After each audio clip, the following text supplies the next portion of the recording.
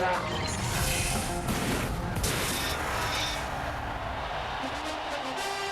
heavy rains of this morning have finally stopped over Pro Players Stadium in Miami as the Tampa Bay Buccaneers, who continue to fight for their playoff lives, take on the Miami Dolphins, who know that a win or a tie will earn them a berth in the AFC postseason. And welcome everyone to Miami. Dick Stockton along with Matt Millen, and this is a big game. Each team coming in hot have won 5 of their last 6 games, and I can't remember a contest, Matt, where there's many similarities down the line that we have today. I don't think there's any question, because each team's strength is the other team's strength. If you look at defense, you're going to love today's football game. If you're looking for the kicking game, you're going to again love it today. If you're looking for a lot of offense, you might want to get something to eat for this one. Although I will say this, in today's football game, field position is going to be a monster, and the team's offense that finally does produce, that will be the winner. So Matt, in such an even contest down the line, amazingly so, what determines the outcome of a game like this? Well, I think 2 things. Field position, and that's something we'll talk about throughout the game. Who wins that field position battle? And then the quarterback that plays the best. The quarterback who makes the right decisions, not only in finding the open guy, but also not making the mistake. Dick, that will be the team that wins. All right, so it'll be the Dolphins and the Buccaneers. Far more significance than just a battle for bragging rights in the state of Florida.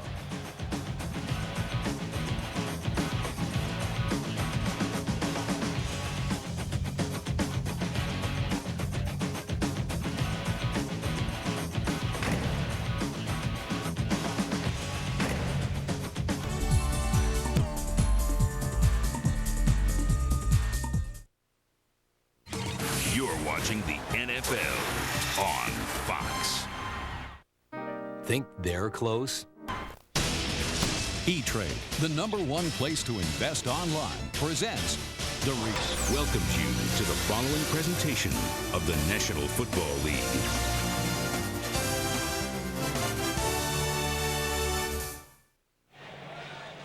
And for the last word before the Buccaneers Dolphins kick it off, let's go down to the field. Pam Oliver is with the Bucs head coach Tony Dungy. All right, thanks a lot, Dick. And Tony, obviously these teams very similar, so what do you think the difference maker will be today? Well, I think with the weather, you got to definitely take care of the football, and the team that runs and stops to run the best probably will win. Thank goodness you got that running game going. Tell me about your young quarterback. What's critical for him today? Well, Sean's doing fine. He's just got to protect the ball and make good decisions, and hopefully we can get the run going to help him out. Okay, we'll keep an eye on it. Thanks, Tony. Let's go back upstairs to Dick. All right, Pam, thank you very much. And it'll be moments before Sean King gets a chance as you look at the weather, and rain is still forecast, although it is stopped right now. 73 degrees and balmy in overcast skies. The Miami Dolphins, who come in the game 10-3, looking to protect a 1-game lead over the New York Jets in the AFC East, will get the ball first, and the Buccaneers, who are 8-5 on the year, will kick off. Dick, you may not get a lot of offense and a lot of show today, but if you love football, if you love good football, you're going to love today's football game.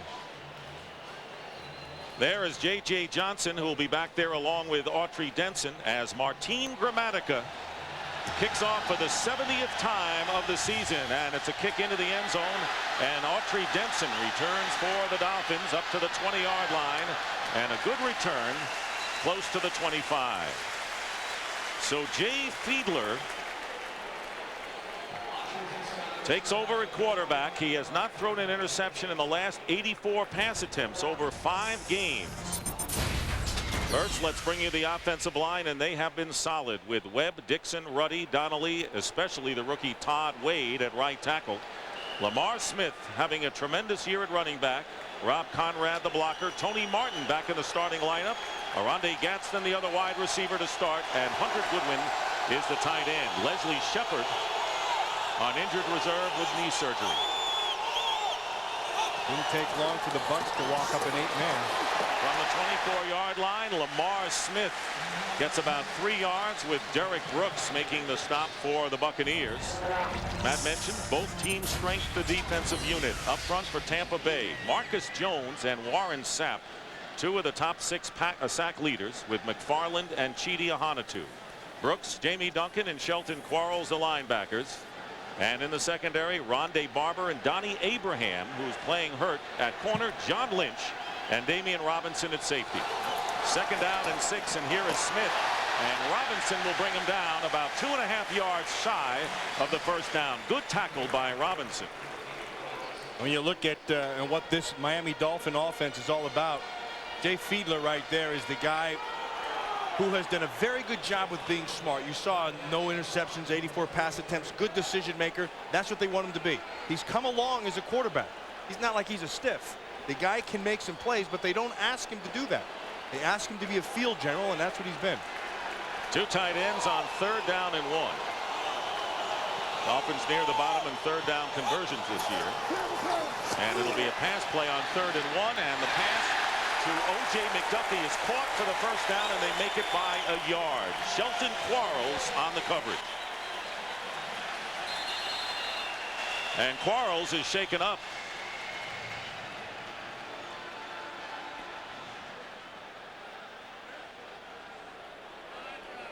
So this linebacking unit, which lost Hardy Nickerson, who had been around as the middle linebacker. Now Quarles is hurt, and Al Singleton, another linebacker, out with a knee injury. And we're going to take a break right now. No score in the opening minutes here in Miami. You're going to watch this knee. It's just going to get caught right there, and then it just gets hyper flexed. That's it's not a very comfortable thing. I want to show you patience. So many people talk about patience. Watch O.J. McDuffie. Watch the patience of letting it develop. Just lets people clear. He has an understanding of where he is and sits right down for the first down. It's good experience, but better patience, Dick. There is Quarles over on the sideline, a 2-year starter at outside linebacker who played in the Canadian League. And Jeff Gooch has replaced him at linebacker. There is Jamie Duncan, the man who replaced Hardy Nickerson at middle linebacker. One thing that all these linebackers do very well in Tampa is they all run very well to the football, and I happen to believe that they're one of the best coached defenses in our league. 1st and 10 at the 37 for the Dolphins. Fiedler on the pitch to Smith, trying to go outside, nothing there, and a loss on the play. And Chidi Ahanotu with great penetration and a loss of 3 yards. That's well done. Very well done.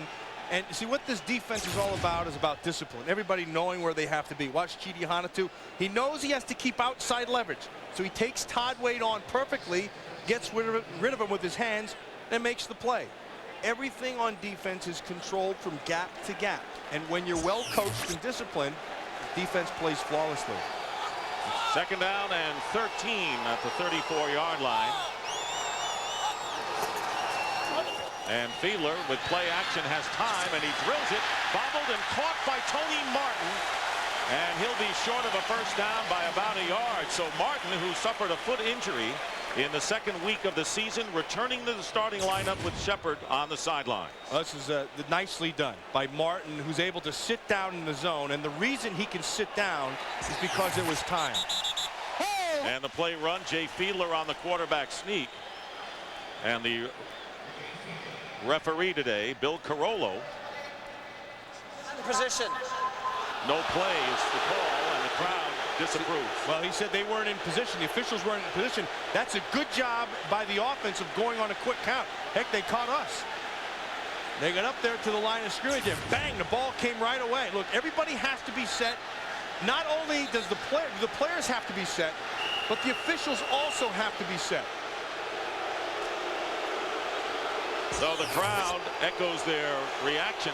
Dave Wanstead's Dolphins still face 3rd down and 1. 3 tight ends into the game, and the handoff is to Lamar Smith. And Smith may not have it. He does not. He is about a half a yard short. And you're going to hear some booing in the crowd, and the reason is because Tampa Bay didn't stop them. The officials stopped them. By not being in position, they took the previous play, they took it away from him. It became a non-play. So it is 4th down, and they're going to look. It is 4th down, and they won't even have a measurement, and less than a yard. Right now, this is going to let you know what Dave wanted. They're going to kick the ball. Yeah, that's right. In a game like this, you're not going to take any chances and lose the ball in your own territory. Well, because he has a chance also, Dick, to gain some field position here out of this next series. The chance to pin him back down inside and try to gain some more position. So Carl Williams will go back, and Matt Turk will punt for the Miami Dolphins. So the crowd a little ornery right now because of the first down that they thought they had, but not a good kick by Turk, and it is picked up on the run by Williams and run out of bounds, and a penalty flag is thrown. You're going to have a hold against Tampa Bay, Dick. That'll erase good field position here for them. It's going to depend on when it happened, before or after the kick. Bill Carollo will let us know. If it's a hold before the kick, well, they're going to talk it through right now. Afterwards, they'll tack it on, or take it away, rather.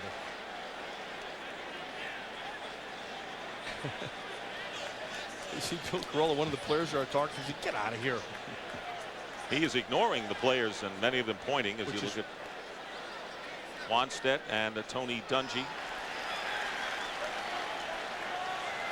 Oh, look at now a personal foul on a face mask called against the Dolphins. So that changes everything.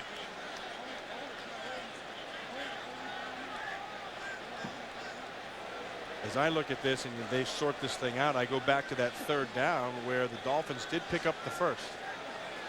And you got two unhappy coaches, one because of mistakes that they could possibly take away. There are 2 fouls on the play, holding on the receiving team while the kick was in the air. Okay. Personal foul, face mask on the kicking team on the return, number 27.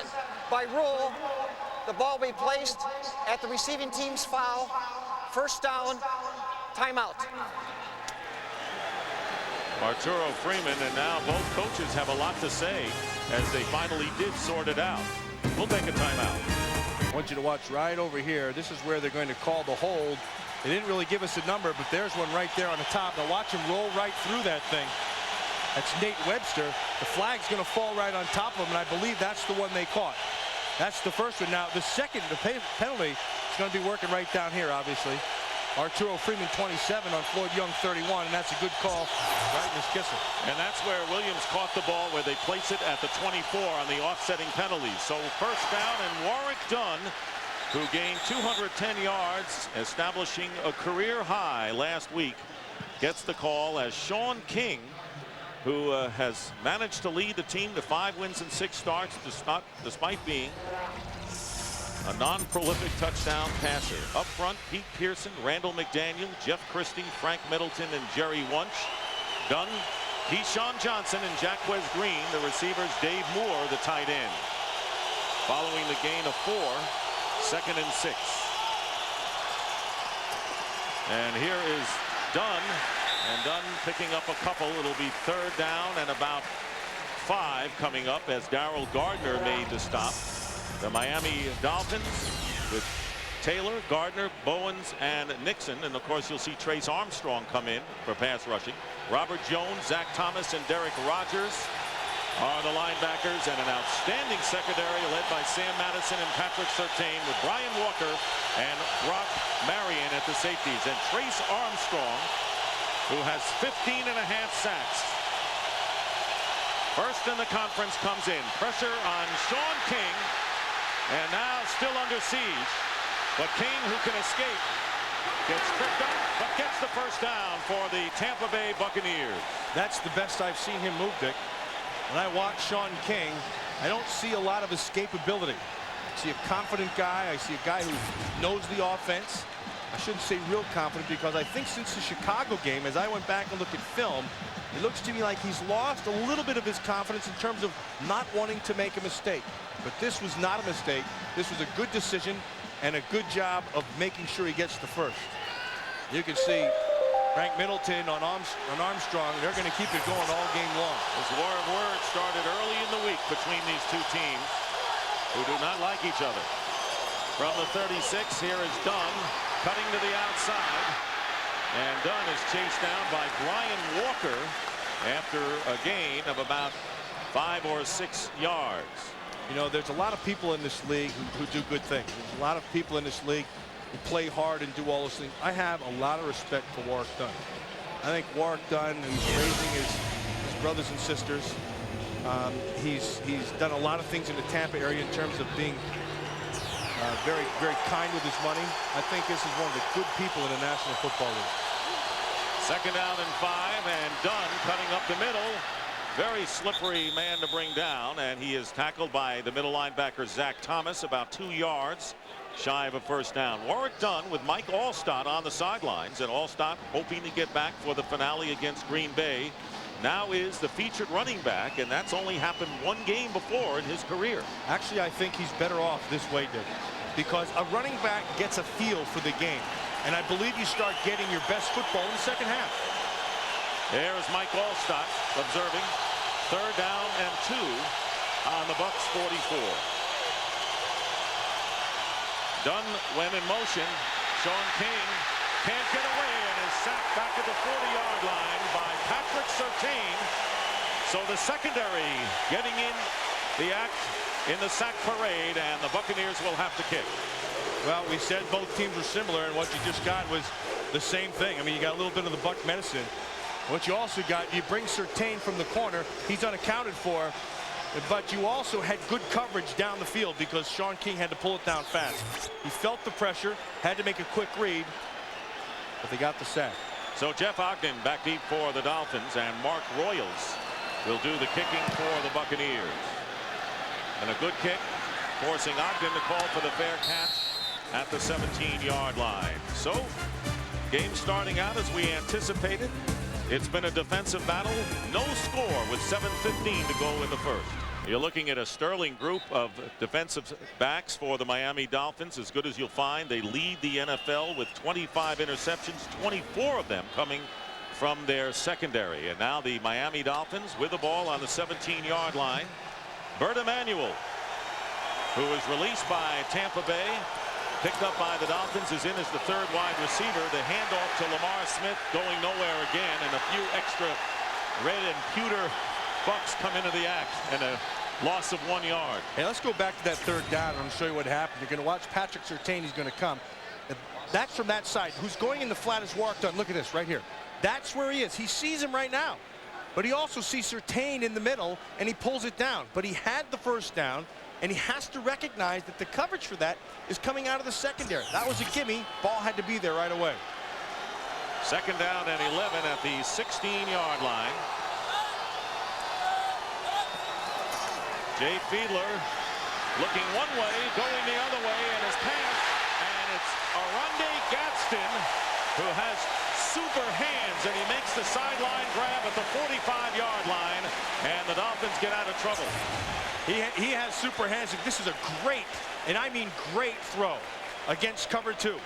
Rondé Barber didn't get his hands on Gadsden and get the jam to the outside. One of the weaknesses in the zone is that outside, because Damian Robinson can't get over there.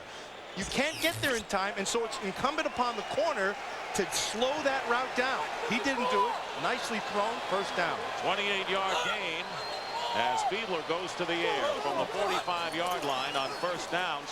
Short drop this time, and the deep pass. The defender was beaten, and Tony Martin had gotten by the secondary for an incompletion. Abraham was covering, and right now for a game break, let's return to James Brown in Los Angeles. Hey, Dick and Matt, those surprising Eagles on the drive and doing well. Donald McNabb pump fake, hooks up with Chad Lewis. Lewis had 85 yards receiving on that drive. That set up a 2-yard run by Darnell Autry. It's the Eagles up 7-0. Back to Dick and Matt. Eagles playing with a lot of confidence. Just watching that play real quick, JB, you can see that the Browns doing a good job of knocking each other off. They're beating their own guys up. Sheldon Quarles, who suffered a sprained ankle, is back in the lineup for the Buccaneers. And another pass coming up on 2nd and 10. Fiedler, and the pass to Martin is caught for the first down. Tony Martin with a 14-yard pickup, and so Miami going it through the air. A bit of a surprise to this point. Well, it may be, but what they're getting is time to throw. Chan Gailey's calling an excellent game. And obviously here in the start, but Todd Wade draws Warren Sapp. And if you're going to throw the football against Tampa, you better get Sapp blocked. Sapp is the key to the inside. But Chan Gailey is moving things around. He knows he can't just sit there and pound it. He's doing a good job moving the pocket and making some throws to the outside. Dolphins in Buccaneer territory at the 41-yard line, and Fiedler looking one way, going the other, and going high to make the grab is Oronde Gadsden, who continues to make circus catches. A 21-yard pickup, and the Dolphins are at the 21. Hey, I mentioned about Fiedler. He's a very good job of this. This is really fantastic. He's going to come back. He's going to look to this side. That slows this down. Comes to the inside. Here's the weakness we talked about. Above the corner and outside of the safety. Tough to make that throw, but he makes it even harder by looking him off hard to the left first. Very well done by Fiedler. 5 for 6 for 80 yards and looking off every time. From the 21-yard line, here is Lamar Smith trying the left side, but good pursuit, and John Lynch, who's playing with a slightly separated shoulder, and an inspiration for this Buccaneer defense as if they need it, comes up and holds Lamar Smith to a -3. You remember John Lynch last year kind of turned their season around. He made a big play late down the season, and kind of everybody piggybacked to that. He's that type of player. You're going to see him right there, number 47. Very smart player, understands the scheme, knows where he fits. They'll take chances with him. He has some limitations, but they do a good job in covering them up. Really a fine player. 2nd and 13. Winding down the 4 minutes remaining in the first quarter. Fiedler getting pressure up the middle. He sees it, and the pass caught by Gadsden, who has made 3 terrific grabs so far. That one good for a pickup of 6 yards with Rondé Barber defending. That was a fantastic catch because he tried to come out of his route, and he slipped. The turf monster got him a little bit with this wet. And then watch the hands. Watch. He's an all-hand guy. He's got some massive paws on him. He's got some big hands, and you can see it right there. Just controls it with one. 3 catches for 56 yards already for Rondé Gadsden. 3rd and 7. Now they've walked up outside, tightly covered. Fiedler with a fade pattern. And it is not caught. It is incomplete as Gadsden, defended by Rondé Barber, had his fingertips on it, but could not stay in play. And that will bring up 4th down, and Orlando Mare checks in. Now watch, we showed you this. See how he walks up? Now because he walks up as a defender, you have to know that that's a possibility. The big receiver, you're going to have to get to the top side fast. The other thing you have to do is you've got to be able to get Warren Sapp blocked, and they've been able to do that. So on 4th down, Orlando Mare, who has connected on 11 in a row, will attempt this from 35 yards out. And Mare, very nearly automatic. He has missed just 1 this year, gives the Miami Dolphins a 3-0 lead. We'll be right back. South Beach, one of the highlights in Miami. Many of our crew over there on the weekend. We're talking about that. Is our crew. And still dancing. There is the scoring drive, and Fiedler, 70 yards passing in the drive. Orlando Mare kicking off. Carl Williams at the 5-yard line. Williams with a terrific return. Flag is down, however, at the 37-yard line. And 3 flags are actually tossed on Williams' return with 3 minutes remaining in the first quarter. And there is the special teams coach Joe Marciano of the Buccaneers, and it looks like it's going to be brought back. And it started to rain again, and we had mentioned the rain had started about 2.5 hours before the game. It stopped right before the kickoff and it has resumed. Flag goes against the Bucs. Dick, is it amazing that the Bucs still do not have kickoff return for a touchdown? Unbelievable, and they've had success. I mean, in their history, since '76. Holding, 46 return team. Holding, 97. That penalty is accepted. It'll be 1st and 10 at the 10. Timeout. Tioga Jackson's penalty will be the one they count. He's shaking his head. Miami 3-0 has the Bucs backed up. To this one, a huge contest coming up in the second half of our doubleheader. Minnesota at St. Louis. Playoffs in essence starting now for the Rams. Tied with New Orleans for the lead in the West. Minnesota churning for home field advantage throughout in the NFC. Meanwhile, the Bucs begin from the 10-yard line. And here is Warrick Dunn sliding his way and picks up about 3 yards in the rain. You know, in terms of running games, if there's one side that could be affected by the field, if it continues to rain, it will be Tampa Bay. Because Warwick Dunn is kind of he's a quick guy. He'll slash a little bit on you. Where on the other side, Lamar Smith, he's not as fast, doesn't have as much a quick motion. He just tries to keep on pounding inside. They need to get this guy out in the open a little bit, let him use the field to his advantage. Kind of a Mike Allstott kind of day. Yeah. And he's on the sideline. Good point. 2nd down and 6. And King loses the ball from behind, and it's recovered by the Buccaneers. And it was Jason Taylor who forced the fumble. And a flag down, and it's going to go against Miami.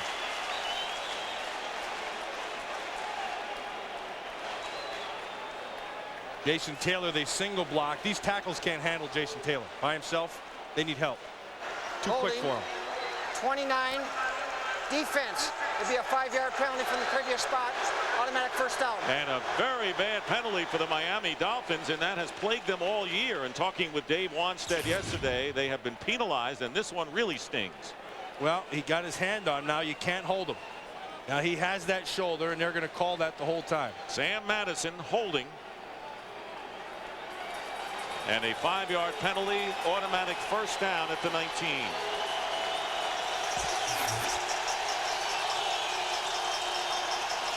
Coming in with the blitz, and Sean King going for Keyshawn Johnson, who got tripped up along the way by Patrick Surtain and overthrown. But if Keyshawn's going to try to use speed against these corners, he's going to fail. He's got to use his body. He's not fast enough to run with these guys. I mean, just in terms of flat-out speed. But he's good enough to read things, sit down, use his body, be physical with him, do all those things. He's a bigger, more physical guy than these corners, but these corners can outrun him. Trace Armstrong in the game. So is Lorenzo Bromell playing for the injured Rich Owens. Tampa Bay a -3 in the passing department, and it's 2nd and 10, and they're going to go to the air here. And this pass sandwiched between two defenders, and Keyshawn makes the grab. Surtain and Madison were both there, and a gain of 11. Terrific catch in the wet weather. It's a perfect illustration of what I was just talking about. He's not going to run away from him, but you see how he's pushing off, being physical. Now that is a good job by him, but that is a fantastic throw by Sean King. That ball could only be in one spot, and that spot was right there. You could see Surtain had him to the inside. Sam Madison fell off his coverage to the outside. That's a great throw by Sean King. First down at the 31 for the Bucs. They got into trouble starting from the 10-yard line, and here is Warwick Dunn trying to get loose, and getting him from behind was Kenny Mixon, and a gain of 4. Right now for a game break, let's check in again with James Brown. JB? Hey, Dick and Matt, Cleveland doesn't plan to make it easy for Philadelphia. Rotating quarterbacks. Here's Doug Peterson hooking up with David Patton for a 9-yarder. Only the 3rd offensive touchdown in the last 8 games for Cleveland. It's knotted at 7 in the 2nd. Back to Dick and Matt. And not an automatic for the Eagles, who face the Browns. A bye week and close with Cincinnati. Nothing's going to be easy for Philadelphia. They're not a fantastic team. They just play really hard. 2nd and 6. And King throwing up the middle, and it's caught by Johnson again.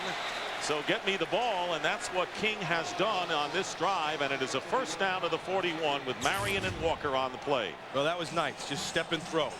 And he's working to the outside. George Hegeman on Jason Taylor. And I mentioned to you about these tackles they can't handle his speed. And what Jason Taylor does a good job of is he understands, in order for him to be effective to the outside, he can come underneath. That's what makes him good. And time runs out. That is the end of the first quarter with the score. The Miami Dolphins 3 and the Tampa Bay Buccaneers 0. And Fox NFL Sunday will continue after these messages.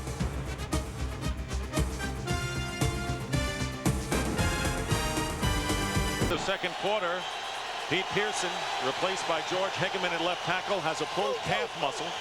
First down at the 42 for the Buccaneers, who began from their 10-yard line. And here is Warwick Dunn, and can't find any running room, and Kenny Mixon leading the way.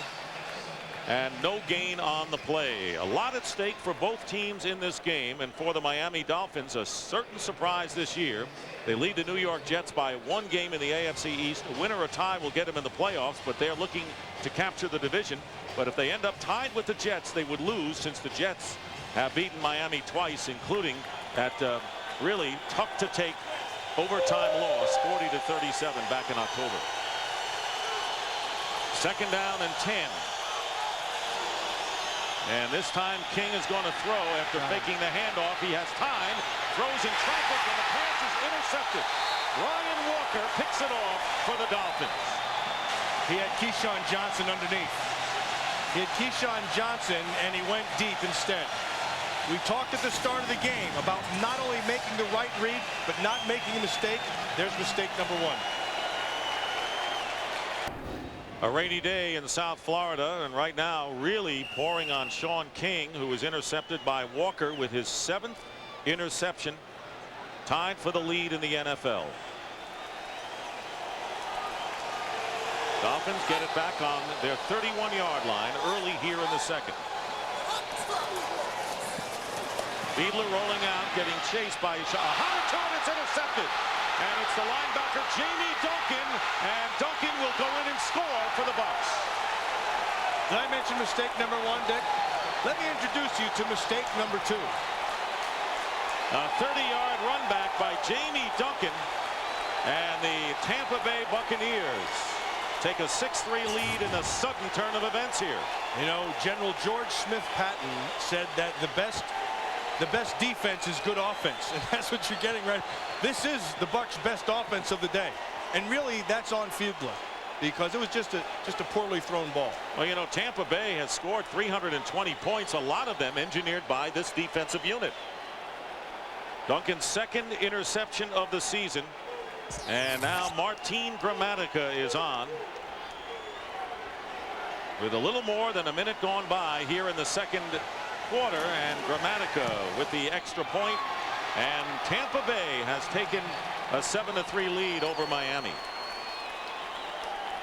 You know, it's funny because we said that right at the start of the game about you know, which quarterback, the plays that he made and the mistakes that he made would make a difference, and you can see the Bucs defense has been right on top of everything. Ronde Barber with a fumble return against the Bears, and then an interception by Barber again against the Jets. Derek Brooks with a 34-yard pick against Minnesota. Brian Kelly last week against Dallas returned it for 9 yards, and now Jamie Duncan with the interception from Fiedler right in his hands, and goes in 30 yards for the score. Now Fiedler was feeling the pressure by Chidi Hanatu. So he felt that. He did have Lamar Smith. He just had to lead him. But the ball came from behind right into the hands of Duncan. And so again, you know, it was about making mistakes. And mistakes are made a lot of different ways. Sometimes it's a missed read, a missed opportunity. And then sometimes it's just a bad throw, and that's what Fiedler got. So the first interception thrown by Jay Fiedler in 93 tries. And the score is 7-3. As we mentioned, Duncan taking over at middle linebacker for the veteran Hardy Nickerson, who meant so much to this team in previous seasons. Oh, there's no question he meant a lot, but they were good about putting that aside, moving on, and every team has to do that. Martin Gramatica with the kickoff, and Autry Denson. And now there's confusion. Denson did not pick it up. It was J.J. Johnson ultimately. Denson trying to block for Johnson. And a flag is thrown back at the 20-yard line. So they made something out of nothing, but now the penalty marker thrown. That's miscommunication between Denson and Johnson. Dick, you don't do that. That looked like something that would happen in the first preseason game. Bill Carollo. And the penalty, as it usually does in these instances, goes against the returning team. Illegal block in the back, 21 on the return team. During the run back, 10-yard penalty, first down. Well, Autry Denson got called for the penalty, but look at this is miscommunication right here. Ball's in the air. He's saying, you got it. Denson's going, what are you doing? You have the ball. Ball's to that side. No, it wasn't pre-planned. And then to compound the matter, Denson gets himself a penalty on top of it. And let's just take a look to see what the hold is, because he looked like Like the cat that got the bird there. First down for the Dolphins on the 10-yard line. The give is to Lamar Smith, driving ahead. Smith coming into the game needing 63 yards for 1,000 yards on the season, and won his job in preseason against the Tampa Bay Buccaneers. These teams scrimmage for 4 days every year, and it was Lamar Smith who gained 72 yards in a preseason game that won him the job. Funny talking to Warren Sapp about that last night. Sapp said he said, Dungy put the tape on and said, here's how you guys did. He said, what, are you kidding me? You brought us down here, you set us in a hotel lobby, you said go play. That's not playing. They flew in the day of the game. He had a good excuse. 2nd and 6. Here is Smith. And Lamar Smith with a good run, very close to the first down yardage. Oh, tackle made by John Lynch. John Lynch is hurt. John Lynch, he's hurt in that separate. He's going off the field too. He took on Conrad in the hole. And you can see that the way he's holding that, he's playing with a slight separation. And I think he just had it slightly separated a little bit more. Conrad took him on right into the hole. Watch this. He's going to run right up inside. Conrad is going to meet him. Bang, right on the shoulder. Now watch Lynch. He's going to fall off and get into the tackle. Dexter Jackson replaces Lynch as Jay Fiedler with the quarterback sneak gets the first down. You remember in the first quarter when he tried the quarterback sneak, the play was blown off because the officials were not ready for play, as you see Lynch being tended to. Well, and I know that, Wentz.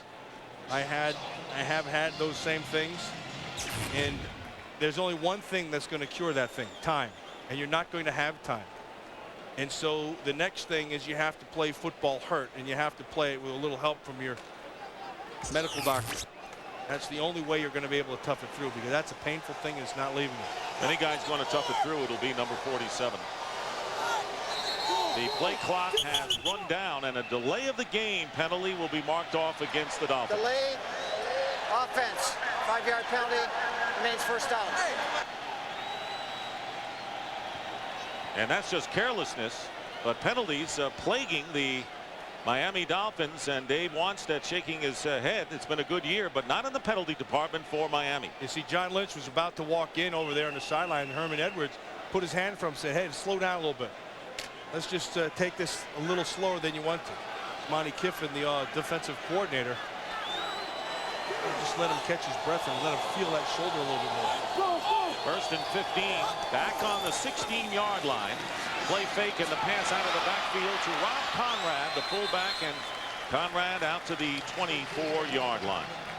Well, Fox tonight on an all-new episode of The X-Files. How do you stop a murder that's already happened?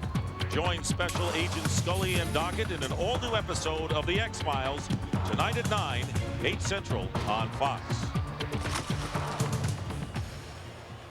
John Lynch didn't take him too long to stay out. Tough guy, emotional guy, a leader. He's not in there. They miss him. 2nd down and 6, and here is Lamar Smith. Not much from the ground game today, although Smith fights his way for about 3 yards. Damian Robinson, the free safety, in on the tackle. But what you will get out of Chan Gailey is a real commitment to running. He's not going to stay away from it. He's going to keep on going with it. Lamar Smith is one of those players. He's not a flashy guy. He's not going to wow you with great speed or great moves. What he's going to do is going to keep on coming at you. And he's patient, and he reads his blocks pretty well, and they'll just keep on pounding. And those are the kind of teams that have given Tampa Bay problems. Autry Denson checking in and running back. Out of the shotgun is Fiedler. And Fiedler's pass incomplete. Overthrown McDuffie, and that was Rondé Barber on the coverage. And we saw before in the highlights how many defensive touchdowns he's made this year. Watch Rondé Barber. I want you to watch. Okay, there's your 5-yard jam. Now stay on him. Watch the left hand. Okay, that's good defense. Very good defense. O.J. McDuffie was going to try to get body position on him, but Barber played it perfectly in a nice drive in the ball. Carl Williams back deep, and Matt Turk, whose first punt today went 30 yards, gets off a far better one here and sends Williams back to the 21. Remember, the ball's got to be tough to handle in the wet weather. We have a steady rain here, and Trent Gamble with a terrific special teams play after the 53-yard kick. Gamble over here, Dexter Jackson. Have a plan, number one, and then play hard. He made the team because of this, because it means something to him, and he also understands the game. He's forced out of bounds. He also knows he has to get right back in bounds, but then you do it by making a play. That's well done. This kid's a good special teams player. And that's how you win a job in the NFL. 1st and 10 at the 24. Sean King, who has thrown an interception thus far, but the Bucs lead 7-3. Here is Warwick Dunn with a hesitation and a pickup of about 2 yards. A report on Derek Brooks, and the heart and soul of the defense for Tampa Bay would have to be Sapp, Brooks, and Lynch. And Brooks right now has a bruised right knee. No word on his status. Well, that's tough. You can see him limping around there. Forget the bruise. That man's game is speed, and if he doesn't have full speed, he is a lot less effective. Riedel Anthony comes in as the 3rd wide receiver, 2nd and 7, and the handoff out of the shotgun to Warwick Dunn, trying to get Warwick Dunn into space, and he is stopped about 1.5 yards shy of the first down by Zach Thomas. Zach Thomas is an active guy, and we talked about Derek Brooks with his speed. Zach Thomas is another one of those guys whose game really depends on speed, because if you can get a body on him, he's usually blocked. But you better keep him blocked. You just saw right there, he flowed to the right, worked off the block, then came off of it. It's not a sin in this league to be blocked, but it is to stay blocked. And Zach Thomas does a good job of not staying blocked. 3rd and 1. Keyshawn in motion, and the shovel pass to Keyshawn Johnson and a first down. So the Tampa Bay Buccaneers trying to find ways to get the ball to Keyshawn, do it in a bit of an unorthodox style, and pick up the first down. Maybe unorthodox, but it's smart, Dick, and here's why. Both these corners play nice, tight coverage, and they're good when they can get their hands on a receiver. And so what you want to try to do with Keyshawn is get him in a position where he doesn't have to fight that first. He's not a real fast guy, but he's fast enough. He used Darryl Gardner as a screen on that play.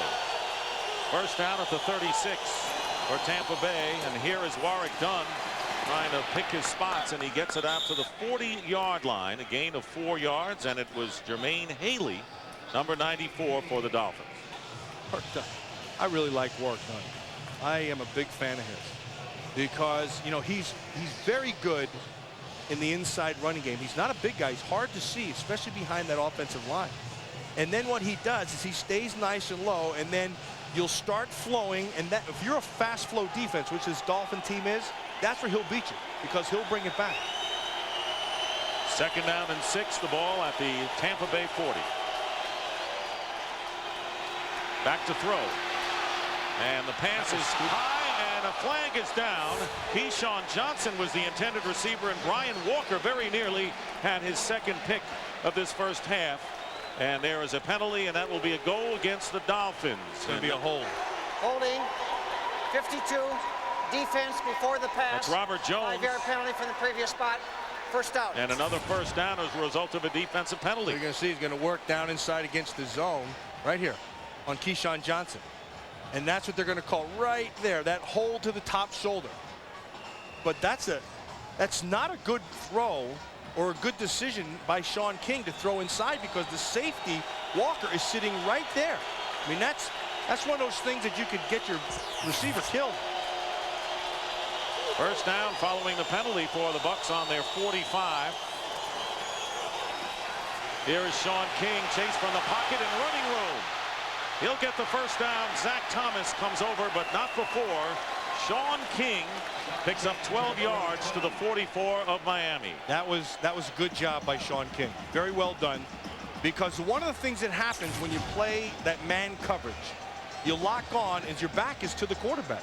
And if you can get past that first level of defenders, which is your pass rush, there's usually a big area to run in. And that was the case here in this play.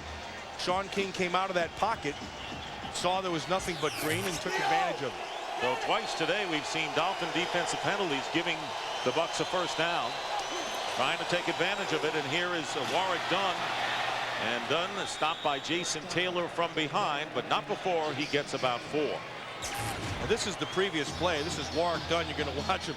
He's trying to block to the outside, keep himself on Patrick Surtain. Now see the chain from Surtain? It came off and it's there it goes. See, it doesn't matter where the ball is. Let's see if yep, he went back and recovered the chain. There it is. I see the chain from Surtain in the rain today. And in Spain, it lies mainly in the chain in the rain. Second down and 8 at the 41-yard line.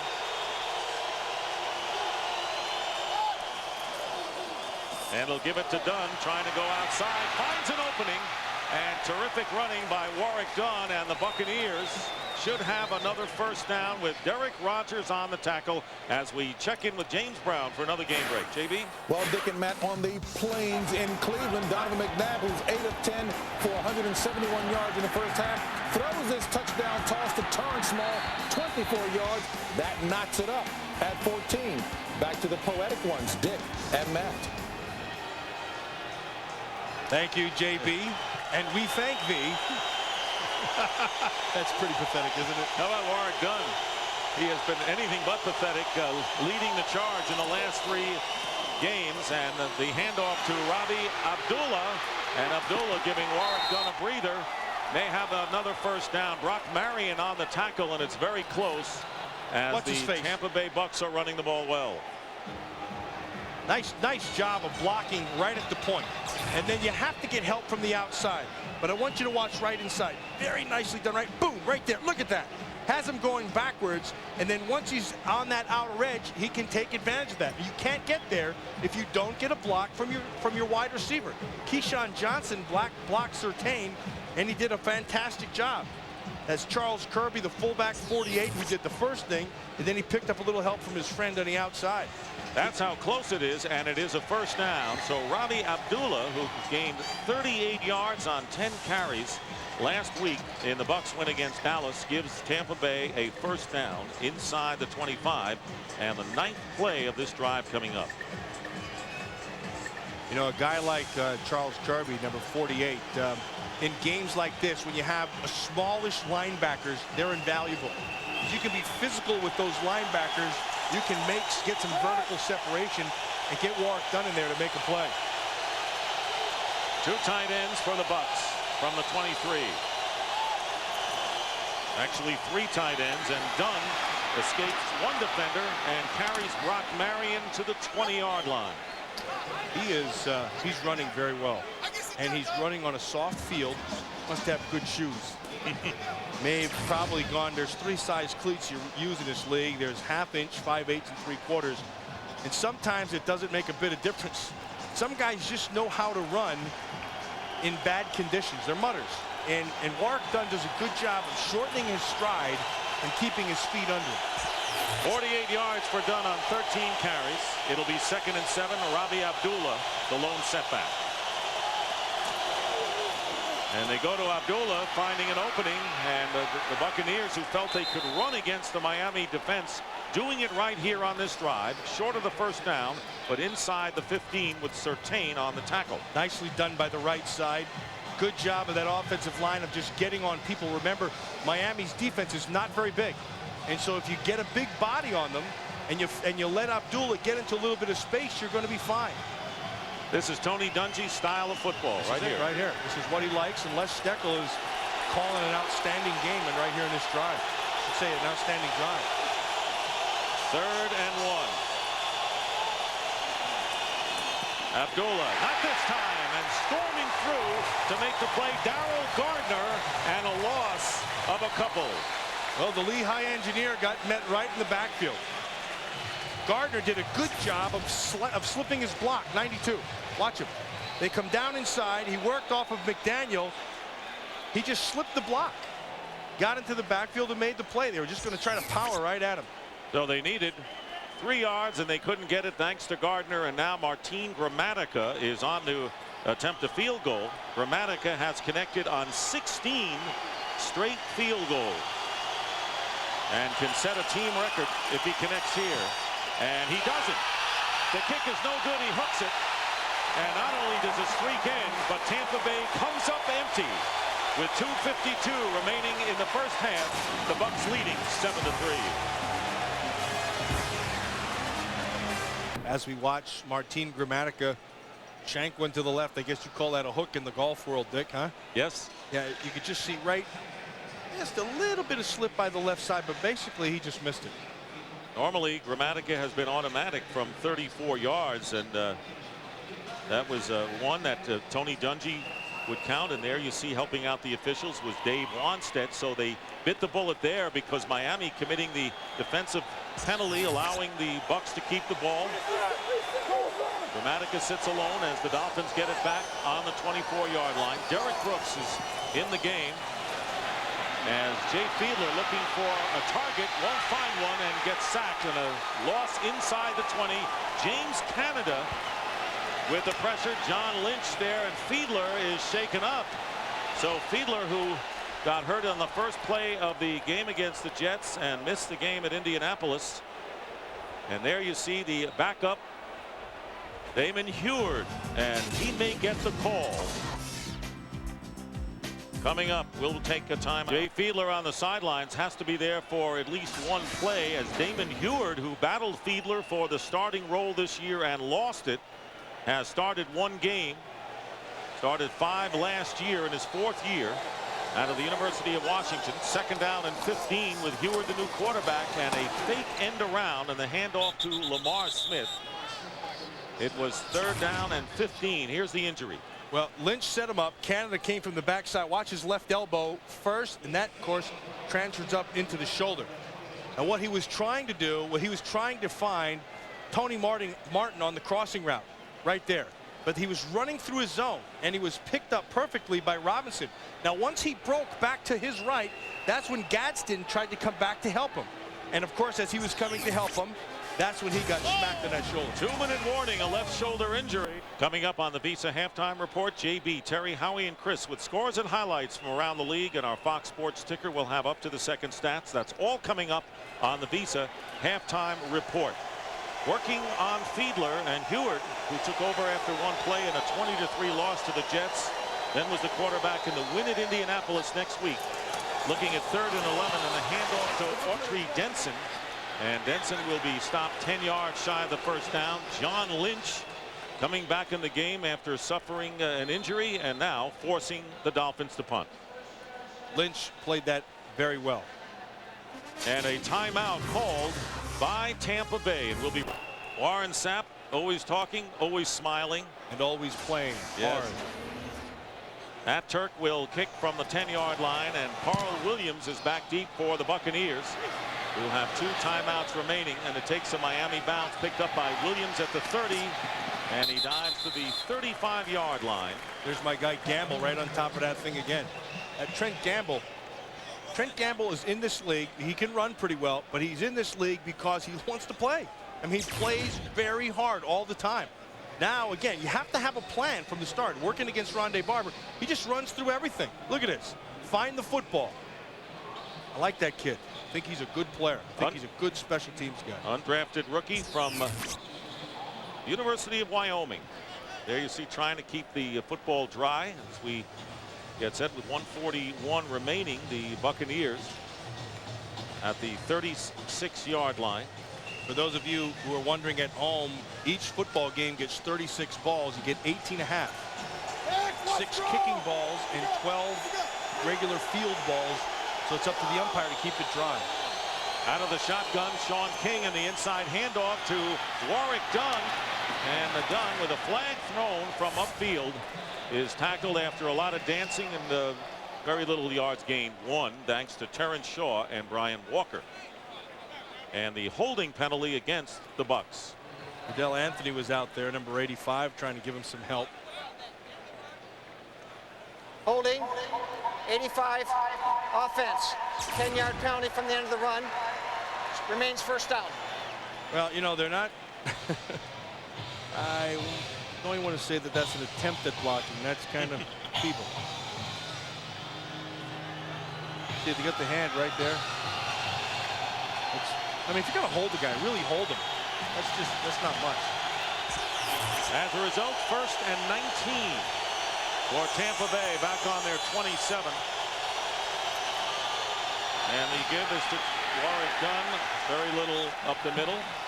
And it was Jason Taylor on the tackle. Miami scoring first on a 35-yard field goal by Alindo Mare in the first quarter. Watch Jason Taylor. He's not a very big guy, and so what he's got to be able to do is he's got to be able to move, which he does.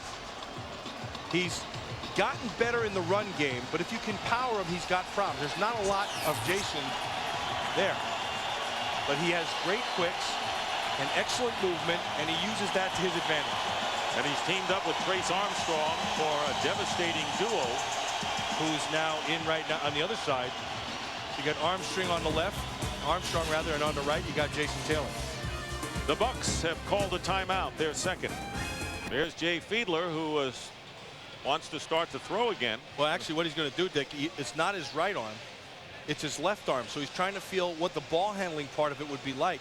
The throwing part is, you know, that's the other side. But now, if I'm a defender and I see that he comes back in the game, the first thing I want to do is get him on the ground. I want to knock him around and make him remember that his shoulder's not very good. That's two sore shoulders because he injured the right one against the Jets on the first play, and now the left one is hurting.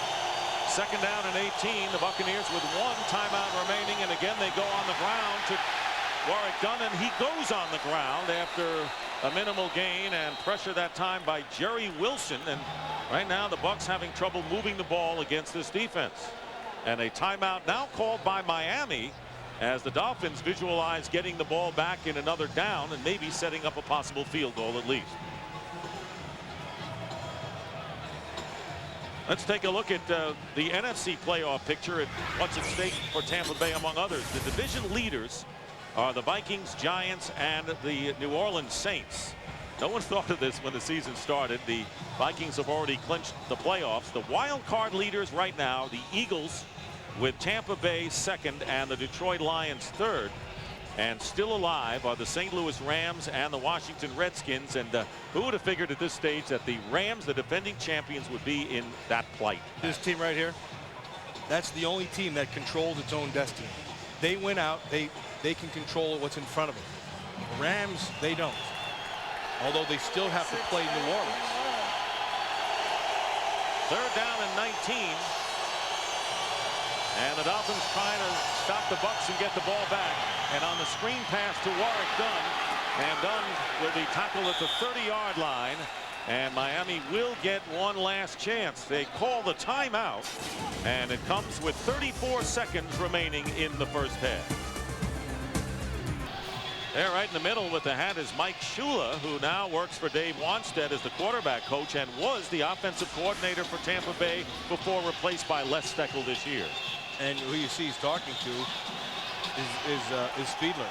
Fiedler got a helmet on and he'll go right back in on this next series. Mark Royals will kick for Tampa Bay. And Jeff Ogden is back deep. It is low and end over end, and Ogden is going to let it bounce. Mistake. You never, ever let the ball hit the ground. Ever. Don't see, that was another mistake. You should have let that ball on the ground as long as possible to let the clock run down. You let the official come in and blow it and stop it, and you let it alone. And it cost the Dolphins 13 yards because of that mental mistake. Let's take a look at the AFC playoff picture with the Dolphins, Raiders, and the Tennessee Titans 10-3. And if they end up that way, Miami, because of the conference record, would have the home field throughout. But we have a way to go. Wild card, the Ravens, the Denver Broncos, who could still win the AFC West, and the New York Jets, a game behind Miami, and still alive are the Colts, Steelers, and Bills.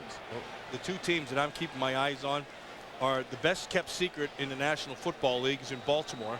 That's the first one. And the second one, Denver Broncos. They are playing very well. And important for the Dolphins to be home in the playoffs, as you see by their 4-1 record in postseason.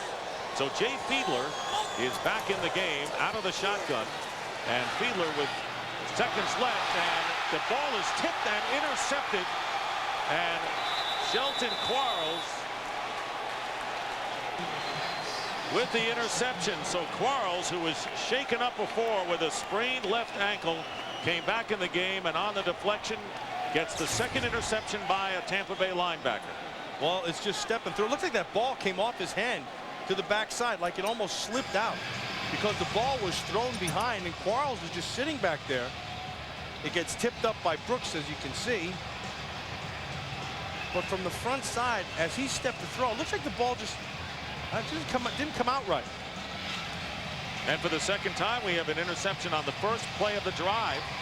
Jamie Duncan running it in 30 yards for the touchdown and the only TD of the game. And now Quarles gives the ball back to Tampa Bay.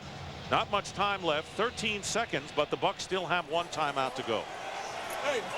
Three turnovers in a game in which mistakes would be one of the keys today. That's what Tony Dungy said right at the start of the game. He talked to Pam Oliver. From the 32-yard line, Sean King, and he gets it out to Warwick Dunn. Dunn loses a shoe, I believe, and still going, is out of bounds at the 20. Zach Thomas missed the tackle, and Dunn got a bonus. Fantastic effort by Dunn. And good awareness. As you take it down to 5 seconds, he got the necessary yardage that he needed to be able to put his field goal kicker in a better position. So Martin Gramatica, as you see, Warwick Dunn spinning away, losing the shoe after Thomas missed, and so Gramatica, who missed a 34-yard field goal a few moments before, will attempt this from 38. 5 seconds remaining in the first half. And here is Gramatica, and now this kick is good. It was tailing off to the right, but it stayed in, and Martin Gramatica kicking the field goal as time runs out to give the Buccaneers a 10-3 halftime lead, and it was set up by Quarles' interception. And that is the end of the first half with the score, the Bucs 10 and the Dolphins 3. Fox NFL Sunday will continue after these messages and a word from your local Fox station. With the Buccaneers leading the Dolphins by a score of 10-3. And down on the field now with Dave Wannstedt, the Dolphins head coach, is Pam Oliver. Hey, thanks a lot. Dave, let me ask you first of all about your quarterback. How's Jay? Oh, he's not 100%, but he's going to try it, this half. We just got to be careful there. He's wanting to play, but wanting and being effective is two different things. How do you get something going? It's still a very close ball games with those turnovers are killing. Yeah, the 2 turnovers killed us. That's been the difference in the football game, and we got to keep our defense going and hanging in there long enough until we make a few plays on offense. All right, thanks a lot, Dave. Also, Dick, I talked to Tony Dungy. He says he's very pleased with the way the running game is going, and he's pleased that the defense has kept the Dolphins out of the end zone. He said, keep for the second half, keep protecting that football. Back to you. All right, Pam, thank you very much. Pam Oliver appreciating the rain as much as anyone today with her sideline work today. Matt, what do you make of the first half other than what Dave Wannstedt told us? Well, I think I agree with what Howie Long said at halftime, and that is the difference so far in this game, aside from the turnovers, has been the Bucs have been able to run the football, and they've been staying with it. And I think Les Steckles is doing a good job of just keeping that running game going, and Warwick Dunn's been able to find something. Now in the second half, I'll expect to see more. I'll expect to see more out of that in terms of the running game. And then it's just, again, going to come back to who makes the fewest mistakes.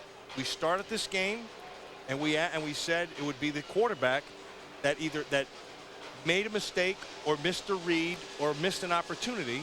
And the first half has been true to them. And both quarterbacks have made mistakes. So let's take a look now at the halftime statistics quickly. And we'll do that after the kickoff because it is upon us. Olindo Mare will do the kicking, and Carl Williams and Ravi Abdullah back deep for Tampa Bay. And it's heading for Williams. And Williams will down it in the end zone and take it out at the 20-yard line. And now a look at the halftime numbers. I think the biggest things right here with the Bucs is they were able to run the football. And the Dolphins, which are a rushing team also, they haven't. I mean, total yards are nothing. You didn't expect that. You didn't expect anything. And then the other thing you talked about are the turnovers. And more importantly for the Dolphin turnovers is that one of them was a direct, both of them were directly turned into points. The 10 points came off both those turnovers. Of course, when you look at the third quarter this year, that has been the Miami Dolphins quarter as they have outscored their opponents 73-3. And they come in trailing 10-3 now. Dave Wannstedt had no real rationale for why they've been so decisive. First down at the 20-yard line for Sean King and the Buccaneers, and the handoff to Warwick Dunn, trying to spin away to no avail as Robert Jones comes in and makes the stop for no gain. Robert Jones made the tackle, but Jason Taylor made the play.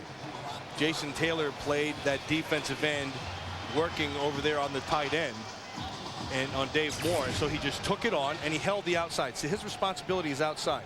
So you keep leverage. See, by the fact that he jumped to the outside, it forced Warwick Dunn back inside, so he makes the play. And Trace Armstrong is in on second and long. Only one sack today by the Dolphins, that by the secondary, and King's going to take off and not get away from the clutches of Darrell Gardner. That's an outstanding play by Gardner, because this is a set play. This is going to be a quarterback draw. They have him to the inside. He splits it, and see what did you see that? All the old teammates, McDaniel and Christie, they each thought the other guy had him, and they both turned him over at the same time. And when Gardner made the tackle, they looked at each other like, I thought you had him. 3rd down and 9 at the 21. Riddell Anthony moving in motion. 2 wide receivers to the right.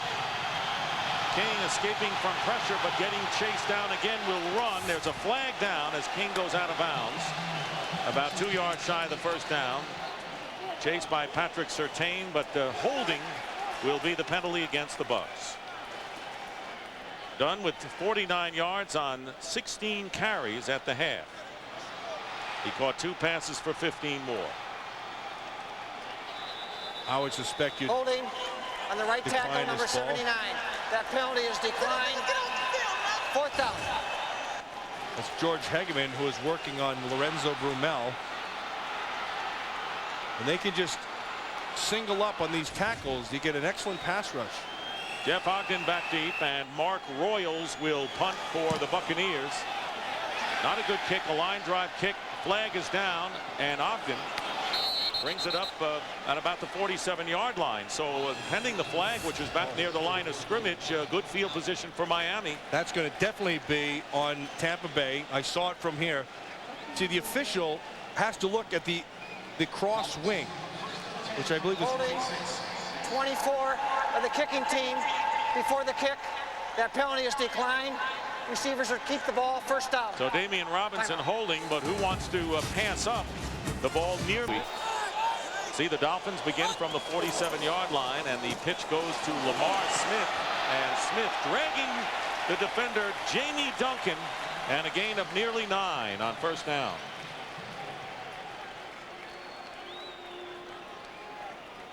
So there's Lamar Smith with 10 carries and 17 yards before that last carry. just power football up inside, Dick. And again, this is the kind of running game, if they can stay with that, it's the kind of running game that gives Tampa Bay problems when they come straight at them and play power football. 2nd and 2 at the 45. Jay Fiedler shaken up momentarily in the first half. Now back, and Smith nearly broke a tackle, and Sheldon Quarles after Duncan couldn't hold on, and that will give the Dolphins a first down. What happens with this Tampa Bay defense is, see, their front people, they do a lot of movement and stunts. And if you catch them right, you can catch them in a big game. However, there are going to be times when they catch you in the backfield and set up, you know, 2nd and long or 3rd and long. That time, again, they came with the slant. They picked it up nice, and he picks up the first down. On the Bucs' 41-yard line. Early here in the 3rd. Wheeler dropping the throw. Pass is caught for the first down at the 26 by Tony Martin. Just thrown against the cover 3, which is rare for what you get out of Tampa Bay. Sit down, sitting in front of that zone. See the cushion. He's going to drive the cushion, and once the hips are flipped from Rondé Barber, the ball's thrown down inside. Now Fiedler's making his throw. It's not a real strong throw, but it's an effective throw. 3 catches and 45 yards for Tony Martin, returning to the starting lineup. Suffered a foot injury at game 2 at Minnesota and was out 3 games. First down at the 25, and there is Smith, and the Buccaneers close down. And Smith is stopped at the line of scrimmage, led by Marcus Jones. Marcus Jones is up there, and then see, this is the other part of what this Tampa Bay defense does so well. Monty Kiffin will change things up. He's their defensive coordinator, and he'll drop down that extra man. In this case, it's the safety John Lynch, and so you have 8 people up there, and so there's an extra guy. There's a guy who can't be accounted for. Talked about how Miami wants to have home field with a 4-1 playoff record. 5-1 at home this year. There's Lynch up again. Give him an 8-man front. Remember, they've been dominant in the 3rd quarter, have the Dolphins. In the middle screen completed to Bob Conrad. Rob Conrad, the fullback, with a first down to the 12-yard line. Well executed with a sea of white shirts. And a nice call. And when you have a defense that's going to give you lots of pressure up the field, you use it against them. And so you take it and you let them come this way. And you run people off to the outside, and you create a void to the middle. Conrad jumps down on the inside. And this is the ump cam looking at the same thing. It's a good picture. 13-yard gain, and the Dolphins with their most impressive offensive drive of the game. And the pitch goes to Smith off the left tackle, and Smith gets about 5 yards on first down. Quarles on the tackle, but the Dolphins are playing like they normally do in the third quarter. Dominating teams with little less than 10 minutes to go in this third quarter, and the drive at 3.5 minutes. You know something weird about when you play in this stuff? Whenever you get mud or grass or stuff stuck in, you always have to take it off.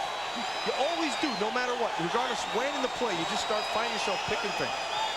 Martin coming in motion toward the line on 2nd and 5, and the handoff up the middle to Lamar Smith. But the Bucs were not fooled by the end-around fake. Jamie Duncan on the tackle, bringing up 3rd down and about 4. And we talked about field position, mistakes, the kickers, ball control. You couldn't get it any tighter than this. Well, it's exactly what we expected. Chan Gailey now here has, that's a good move, right? What Derek Brooks did. Just kicked the football. He didn't mean to. He kicked the ball. That was one of the, that was a Raiderism. Whenever you needed to buy a little time, you always made sure you kicked that ball, so the officials had to reset. You guys did a lot of things like that, didn't you? Raider rules, sure. I had a good teacher, Ted Hendricks. 3rd and 3.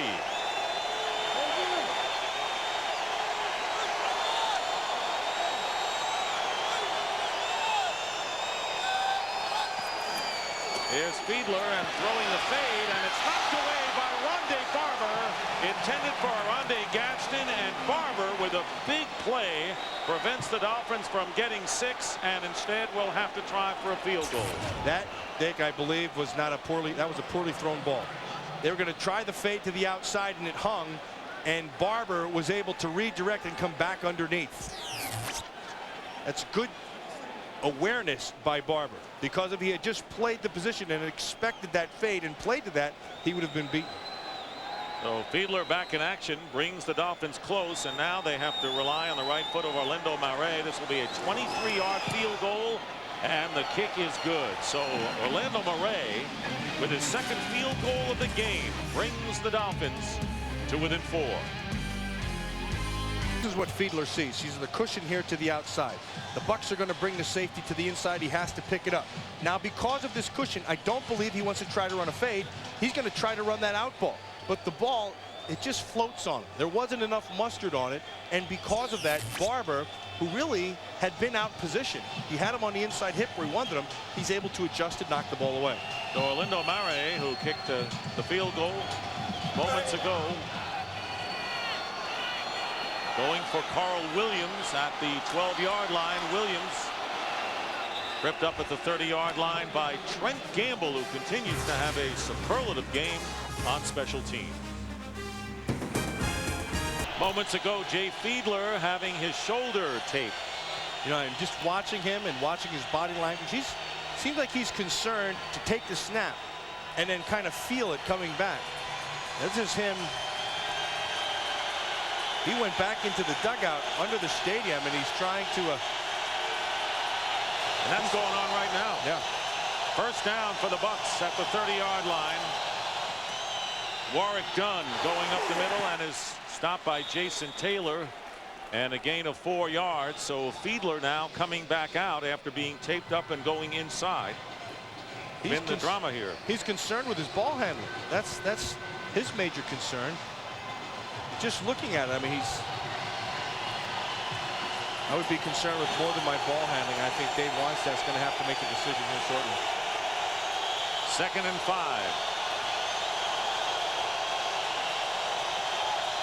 Two tight ends have been in most of the game, and there is Dunn being tackled from behind by Darrell Gardner.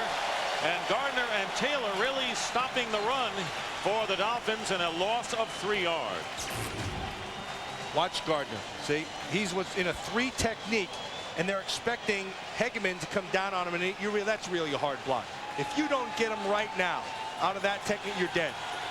because he's coming too hard up the field. Then you have to cut him right at the line of scrimmage. And if you miss him, you risk a big play. And the crowd now in full throat, third and long. He's feeling good about himself, too. There's nothing better than when you're on the field and you can start to feel the crowd and you start to know you're playing well. It's a great feel, like nobody can touch you. Bucks will use a timeout, and we'll be right back.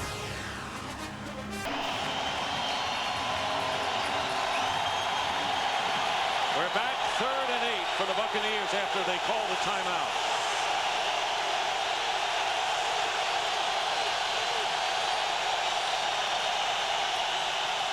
Sean King's pass, incomplete, going for Keyshawn Johnson, through his hands and covered by Walker and Shaw, and the Bucks will have to kick it away. That's a pretty good throw and a ball that's a tough catch. But if you're Keyshawn Johnson, you have to make that catch. You can't drop that ball. That ball is right where it has to be, in your hands, up high. The coverage is there as well. But look at this, right through the hands. Shame on Keyshawn. So it's 4th down and Mark Royals to boot it away, and Jeff Ogden goes deep. Not a good kick, off to the left and out of bounds. So the worst kick of the day, and it's now ruled out of bounds at midfield. It is out of bounds at midfield, even though the ball squirted into Tampa Bay territory. The official there to mark it where it went out of bounds at the 50. The line judge, who is he, Matt? That's Ben Montgomery. Been in it a long time. Good official. I worked with him in the preseason. Once that ball crosses the plane, just like kick was out of bounds. Bingo. The receivers will keep the ball at that spot, the 50-yard line. Timeout. So the Dolphins will get tremendous field position as you see the ball.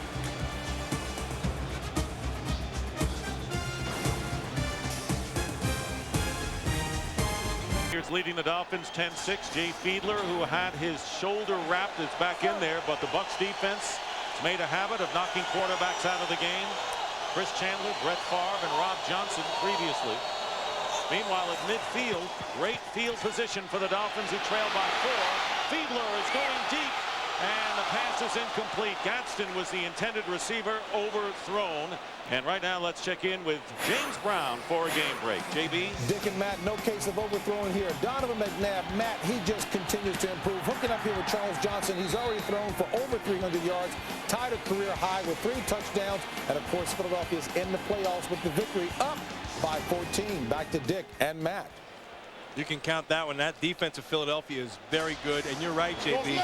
Donovan McNabb keeps on getting better and better. He's going to be really special in about 2 more years. Bert Emanuel checking in at 2nd and 10 at midfield, and the give is to Lamar Smith, but he is driven back. And I was going to say, we haven't mentioned Warren Sapp's name all day until right now, and the loss of 3 yards against Smith. They tried to pull from Sapp's side, and Chidi Ahanotu shut it down. Watch him. He's going to shut this thing down. They tried to pull. He just runs right by Ruddy, and Ahanotu stuffed it to the front side. There was nowhere to go with that one. So Fiedler will line up in the shotgun, and they'll spread it out on 3rd down and 13.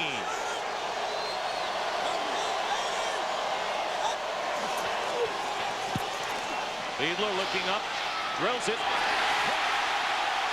Gadsden, he caught 3 on 1 drive early in the game, and he has been silent till now on a 20-yard pickup and a 1st down inside the Bucs 35. Well, Jay Fiedler's hurting, but you're going to watch Oronde Gadsden, who just sits down again, just in that zone, and the ball took off on him. But Gadsden, who has very good hands, and we documented that earlier, he's going to make sure that ball is caught, so he body catches it, goes up and pulls it in. Doesn't trust the slick ball in the rain. 4 catches, 76 yards for Oronde Gadsden, bringing up a 1st down. There's your 8-man.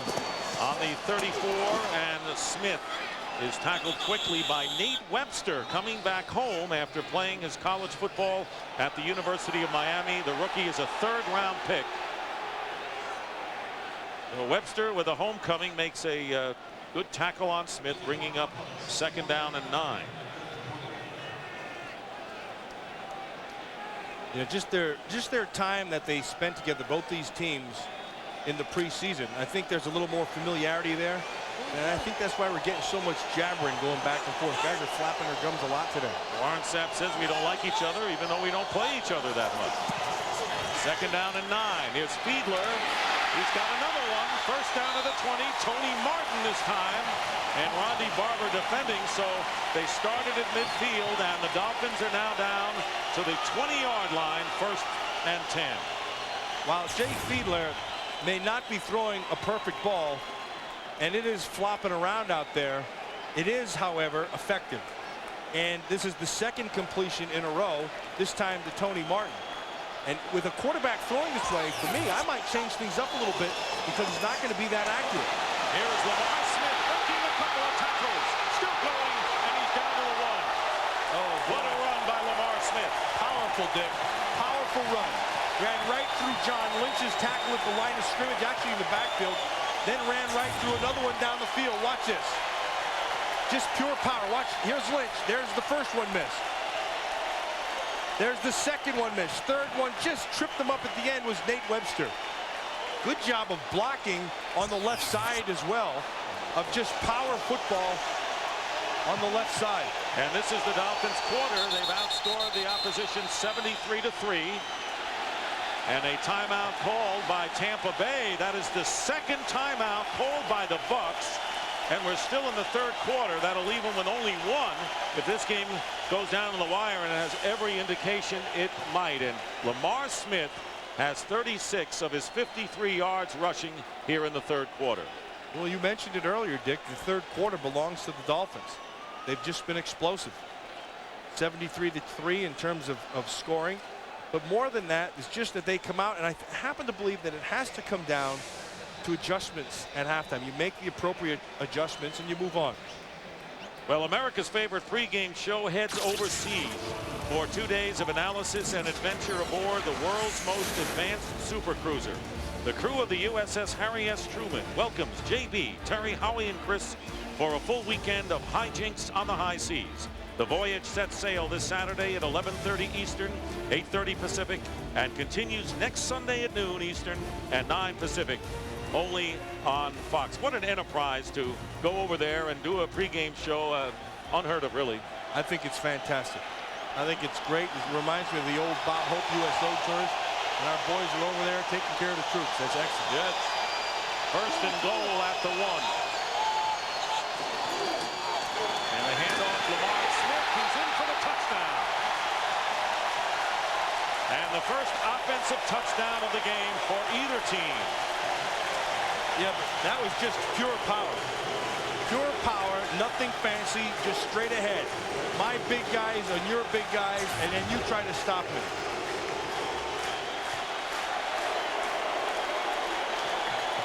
You can see the power part of it.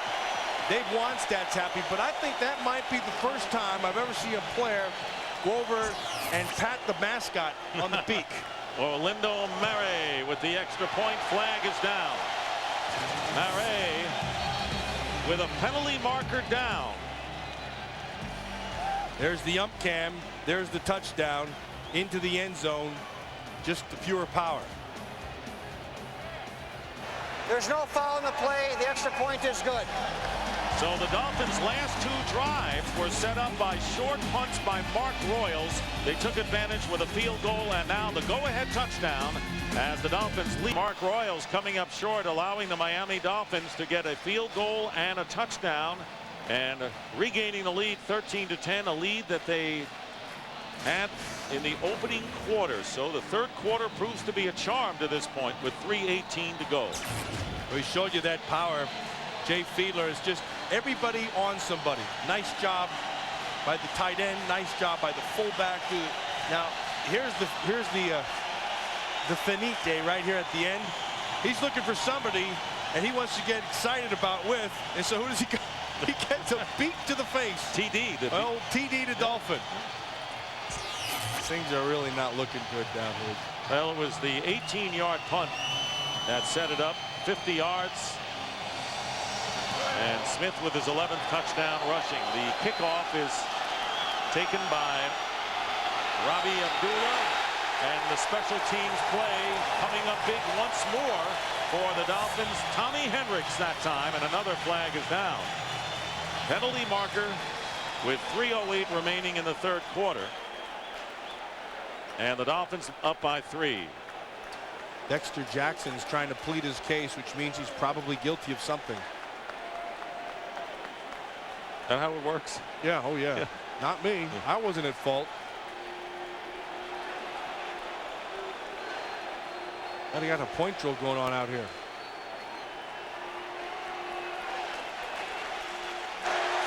Personal foul, unnecessary roughness. Number 34 during the kick return team. Half the distance to the goal. First down. You might say his bubble was burst. You might. We wouldn't say that. And there is Jackson, who is still on appeal here, it appears, with Joe Marciano, his special teams coach. And so the Buccaneers will start from the 11-yard line. So this season, the Dolphins outscoring their foes 83-3, and they have a 3-point lead. And the back side judges come in now, and he's going to stop things right here. He needs to speak to the official to straighten it out.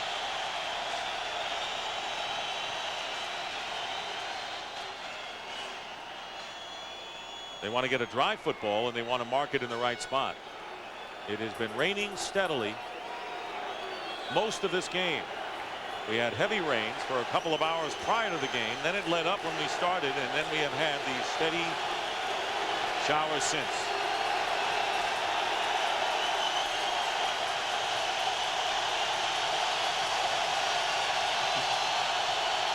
First down, Sean King, play action.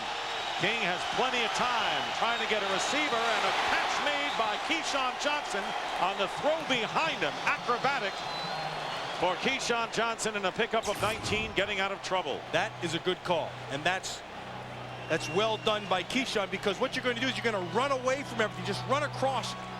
And a good catch, because the ball was thrown behind him. The whole thing starts with run action, not play action. The run action, the difference is you really sell it hard and you come off the ball like you are running. And that is the difference. It's a two-man route. 4 catches, 41 yards for Keyshawn Johnson. He caught 4 last week. First down at the 30 of Tampa Bay. They got out of the shadow of their goal line. And here is Sean King. And King running. Flag is down again as King goes out of bounds. Chased by Zach Thomas. Well, he's going to lose that foot race every time, because Zach Thomas can run pretty well, and he's still not 100%. His knee's still not right, or his ankle rather is still not right.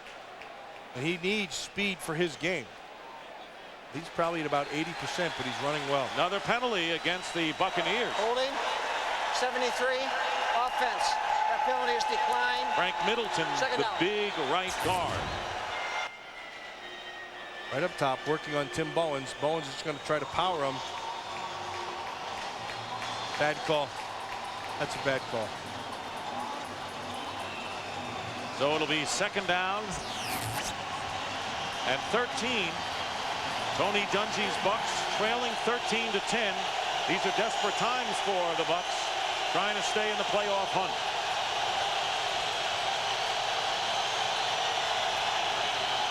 Handoff, Warwick Dunn.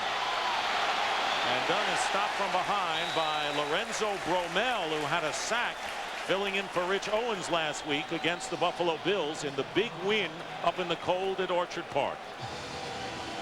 Zach Thomas is yelling at Carl Williams because Carl Williams came in and had to get a block on the inside back, and he's playing with that tough ankle, as we mentioned earlier. Generally, what a receiver will do is they're not going to hit you. Now they have to hit you high. They don't like to stay there. They'll get down around your ankles as fast as they can. Got a lot of savvy, does Zach Thomas. Third down coming up, and the Tampa Bay Buccaneers have used their third and last timeout. And Sean King is, I think, complaining that he can't hear the play being sent in. That seems to be the indication. But in any event, the Tampa Bay Buccaneers, with 1:12 to go in the third, are all out of timeouts. Well, here's Sean King. He's going, hey, I can't hear. I can't hear. But you know what you have to be able to do? There's one thing, you know, you have that quarterback coach to quarterback microphone and system in your helmet. If you can't hear you, then you have to go to hand signals. You have to be able to get something. And you got to keep a timeout left. Oh, that's terrible. Now that means the Tampa Bay Buccaneers, among other things, cannot challenge a play anymore. The only challenge that can happen on their behalf would be within 2 minutes in the fourth quarter. But Tony Dungy, if there's a play that he says, wait a second, we want to look at this, they can't do it anymore. They have no more timeouts to lose. So this was a critical final timeout called by Tampa Bay. And there's Jacquez Green, a big play guy for Tampa Bay, and he hasn't had a sniff all day. Now look, they're trying to keep, you see that? They're trying to keep the ball dry, but when the ump bends over, everything comes off his hat and lands on it. 3rd and 10.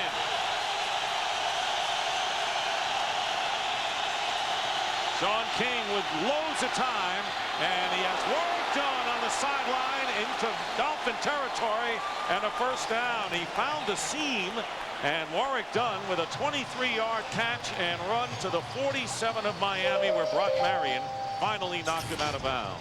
Wow, this whole thing is set up because there's time to throw. They bring 4, but look at this. Lots of time. You can see the whole field, and he does. He takes his time, and by looking it over, he's able to find Warwick Dunn sitting to the outside of that zone, and the ball is where it has to be. That's a huge first down. And the 3rd catch by Dunn, a weapon all over the field. First down, Tampa Bay at the 47. Dunn now on the ground and fights his way for a gain of about 3. With under a minute and now 40 seconds remaining here in the 3rd quarter. You know, it's amazing with the steady rain we have not had fumbles. People have held on to the ball pretty well. You just jinxed them. Going to happen. You believe in that, Matt? Oh, of course I do. And you believe in locker room bulletin board things as we had this week on the Miami bulletin board? I think that's ridiculous. There's the overcast, the rain, and the lights on here at Pro Players Stadium.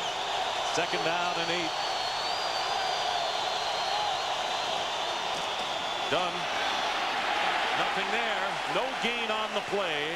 Robert Jones on the tackle, and that will be the last play of the quarter. And that is the end of the 3rd quarter with the score. The Miami Dolphins 13 and the Tampa Bay Buccaneers 10.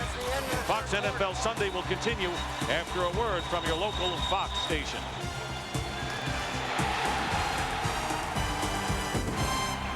And we begin the 4th quarter. Dick Stockton along with Matt Millen and Pam Oliver here at Pro Players Stadium in the downpour. Tampa Bay starting from the Dolphins 45, trailing Miami 13-10.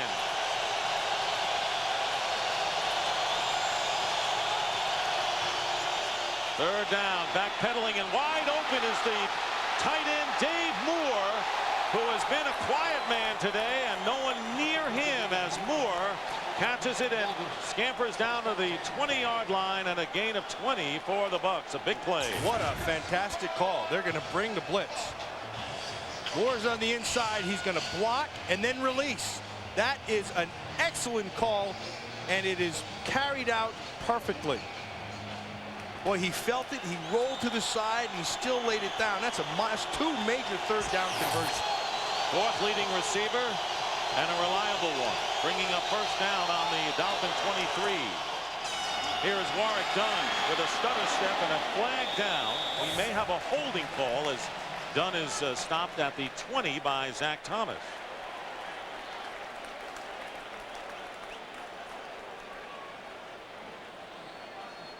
Holding, 64, offense, 10-yard penalty. Former Viking first down. Randall McDaniel, who along with Jeff Christie came over from Minnesota. McDaniel is right there. Right there. I don't know. That's what they're going to call right there. See that hold right up on the top? They latched on. And the reason they'll call it is because it was right at the point of attack. Now, if the ball, that same hold had occurred to the left, away from the point, they'll let it go. But if it comes back where the ball carrier is at the point, that's when they're going to throw. 8th play and nearly 4.5 minutes in length. The Bucs with a 1st and 20 at the 33. Empty backfield with 5 receivers. Sean King has no one back there to block and no one to help him as he takes a big loss, Trace Armstrong got in there. You have to be aware, and you have to throw that ball away. Once he started to feel himself in trouble, you just heave it out of bounds. 13-yard loss, and that sets the Buccaneers way out of Martin Grammatica's range, and they weren't in good shape even then.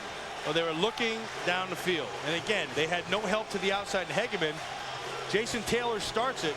Once he dodged Taylor, that's when he had to get rid of the ball. See, there's all coverage over there, and he's not going to make that throw. Get rid of it. Armstrong with 16.5 sacks. Second in the NFL, and there is Sean King under pressure and making the catch. Warwick Dunn still on his feet. He got the first down and gets to the 1-yard line in a sensational play by Dunn. Warwick Dunn amazes me. He's their big play guy, and it's for the second time now that they've gone to him here. He came up with a big play. Second time for a big play, and you say, how the heck did he get back there? And all he did was he got behind the safety, Brock Marion. Make sure of the catch. That's a good job also by the quarterback to be able to do that. Well, he said that it's all on the shoulders of Sean King, and a 45-yard great play in looking into the wet. Marion prevented the touchdown. Robbie Abdullah has come in out running back, and he gets the call straight ahead for about a yard. So the rain has picked up. It is harder to see, and the Buccaneers threaten. And at stake today for the Tampa Bay Buccaneers, coming in at 8-5. Right now they would be a wild card team, but they can ill afford taking another loss. They've got the St. Louis Rams at home, and then they close in freezing Green Bay, so their schedule is nothing to shout about. I can't say enough about what Warwick Dunn did out there. He was lined up on the outside on the safety, and he just beat him with those wide receiver skills. Fantastic. Second and goal at the 2. Abdullah remains in there, and they're going to blow that one dead. That's going to be false start against Tampa Bay. Yeah, it looks like Keyshawn moved a little early. I think those pewter pants have gotten a little muddy right here with the rain that the Buccaneers wear.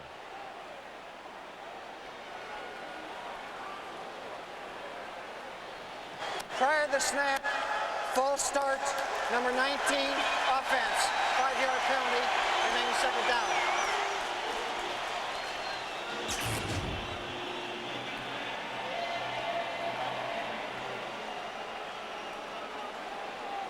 And it was Keyshawn Johnson. So the 5-yard penalty, and Matt, it appears as if the Buccaneers are shuttling in their wide receivers to give Sean King the play. That seems to be the pattern. Dunn is in the game now. Second and goal, the ball at the 7.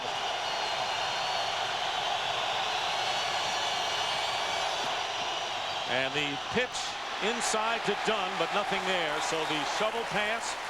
They tried it with Keyshawn Johnson in the first half. Dunn here, and Trace Armstrong making the pack. And they are shuttling the place. Here is Carl Williams going in with the next play for Tampa Bay. So now, if there is something wrong with the coach to quarterback system on one side, then you have to shut it down on both sides. If it's going wrong, if there's a haywire, there's something haywire with Tampa Bay's, then it's required that Miami also has to not use it. So we'll see what happens when they get the ball next. Meanwhile, third and goal at the 5, and King is sacked.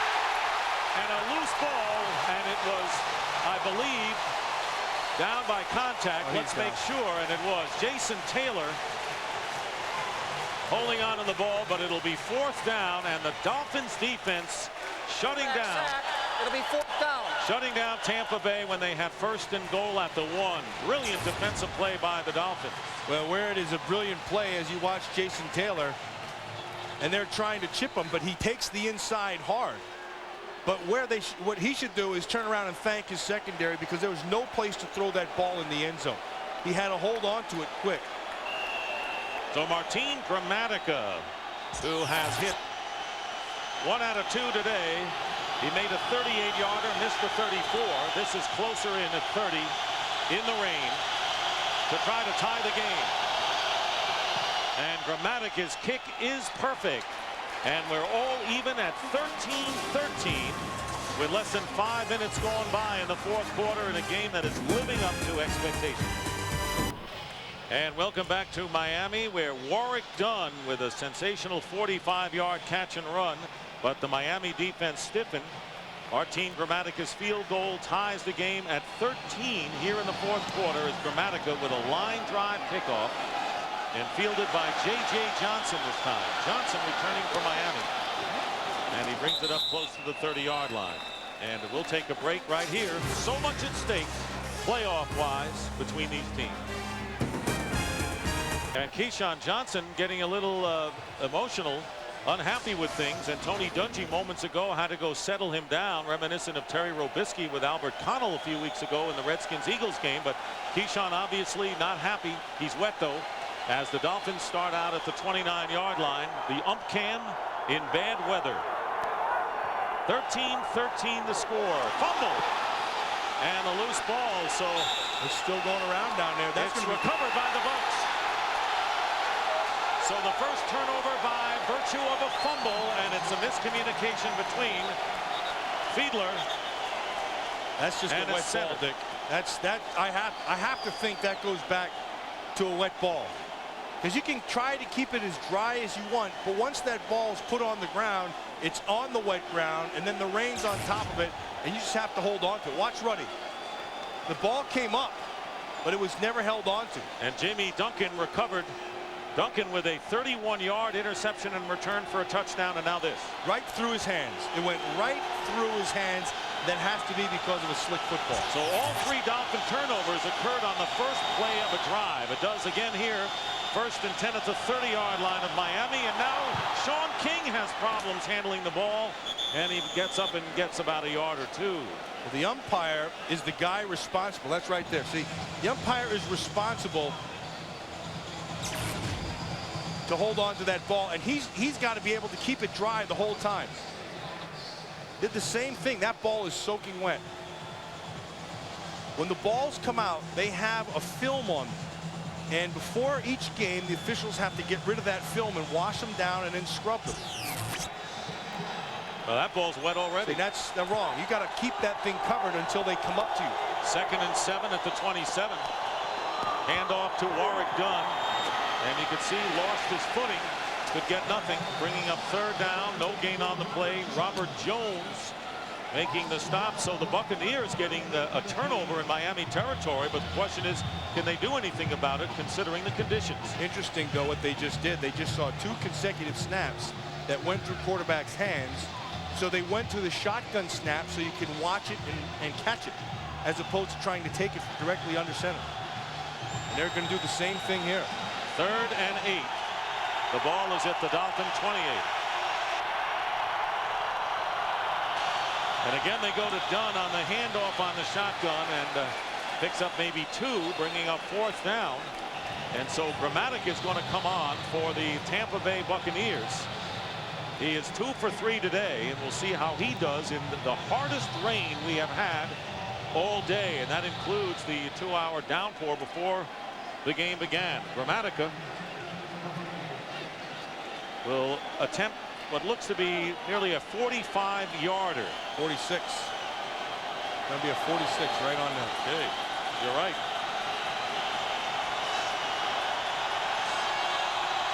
Mark Royals is the holder.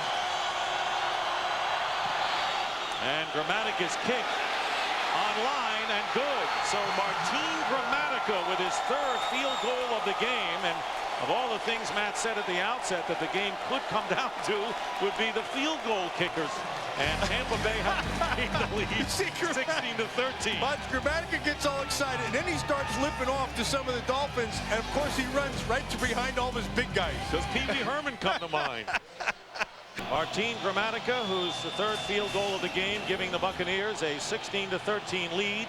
All the points coming on Dolphin turnovers on the first play of drives. And this kickoff going to Autry Denson for the Miami Dolphins. And Denson with a good return past the 30-yard line, where Miami gets the ball again. A very big game, playoff-wise, and a day of emotions in this game as well. And we have a flag down on the field. And we'll have holding called against Miami on the return, and that will bring a good return back.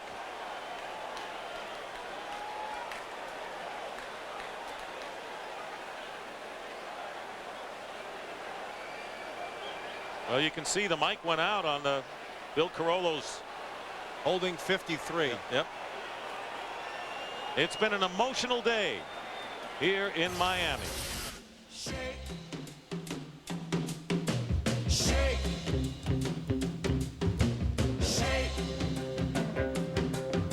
Shake. Listen. Listen while I talk to you. I tell you what we're gonna do. There's a new thing that's going around, and I'll tell you what we're doing. And Jay Fiedler trying to get it done with a taped up left shoulder. Chidi Ahanatu, who told the media this week our defense is better than Miami's, hands down, and wound up on the locker room blackboard. But it comes down to this, is Tampa Bay with 13 points off of Miami turnovers, leading by 3. 1st and 10 at the 17. Jay Fiedler with a play action will throw it, and Fiedler's pass is incomplete. He was going for Rondé Gadsden, and Donnie Abraham on the coverage. Well, they did. McFarland was able to get some pressure on him and knock him around, and I'm thinking, you know, as a defender, you got to get him on the ground right now. You have to make him feel that shoulder. McFarland does just that. Also think you can't throw the ball long here. You have to be able to. Oh, the helmets were stuck together. Did you see that? Jamie Duncan's helmet was stuck on Lamar Smith's helmet. The face mask got caught together. But with bad weather like that, footing's a problem, especially when you're running routes. When you run them, I think you have to go with the short routes underneath. With this weather, everything seems to be a problem. 2nd down and 10. Lynch is up at the 17. Fake pitch to Smith, and on the rollout, the pass is intercepted, and I think Donnie Abraham stayed in bounds, and he did. Turnover, and Fiedler throws it away. He had Hunter Goodwin with nobody around him. Tried to make a play back underneath. And they're going to have to come back to that ball, but the guy who broke on it first wasn't Tony Martin. It was Abraham. See, he sees him, now throw the ball, and Martin's got to be able to drive that ball back, and he doesn't. Good interception. So Donnie Abraham with his 7th of the year. Watch back underneath. He's going to draw right. Oh, back to the inside. Actually, it is better coverage on Hunter Goodwin than I thought it was. Lynch who held the coverage.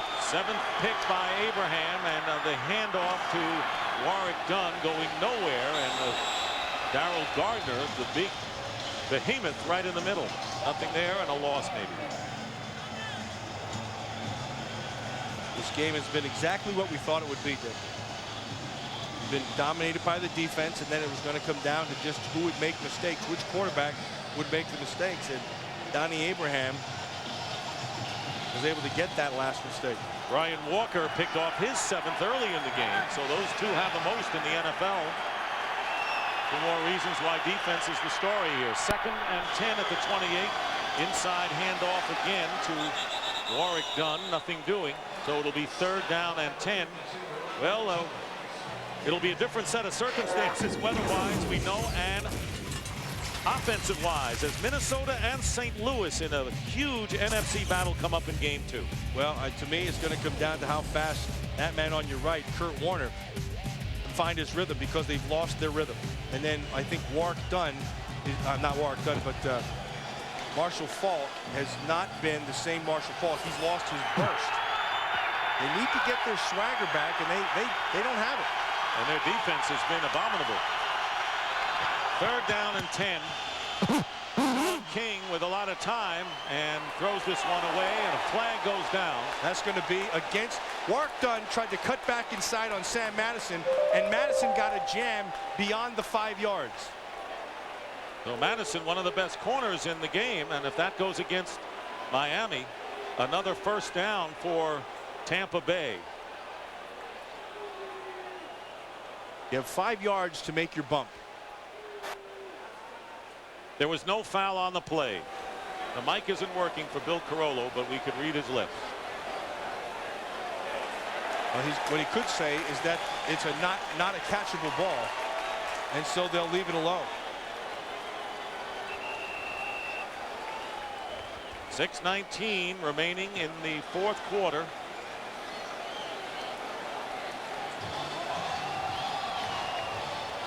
Right now, Tony Dungy. I don't know if a catchable ball matters with the jam down the field. He called it uncatchable, Matt. We watch this down here. See, it's past the 5 yards, and there's the bump that they called. And the ball's thrown to the outside, which, oh, he was throwing it away. That's why they did it. That's right. Yeah, he was just getting rid of the ball. And now going over to explain to Dave Weinstein, it looks like all communications has shut down both sidelines. We saw the Buccaneers sending in the plays via the wide receivers to Sean King. King is out of the game. Fourth down coming up, and Mark Royals will kick. This is where it's important as far as holding on if you're Jeff Ogden, and certainly holding on to the snap if you're Mark Royals. Watch it in, and you become a body catcher. Game has been played in heavy rain, and it's increased in the second half.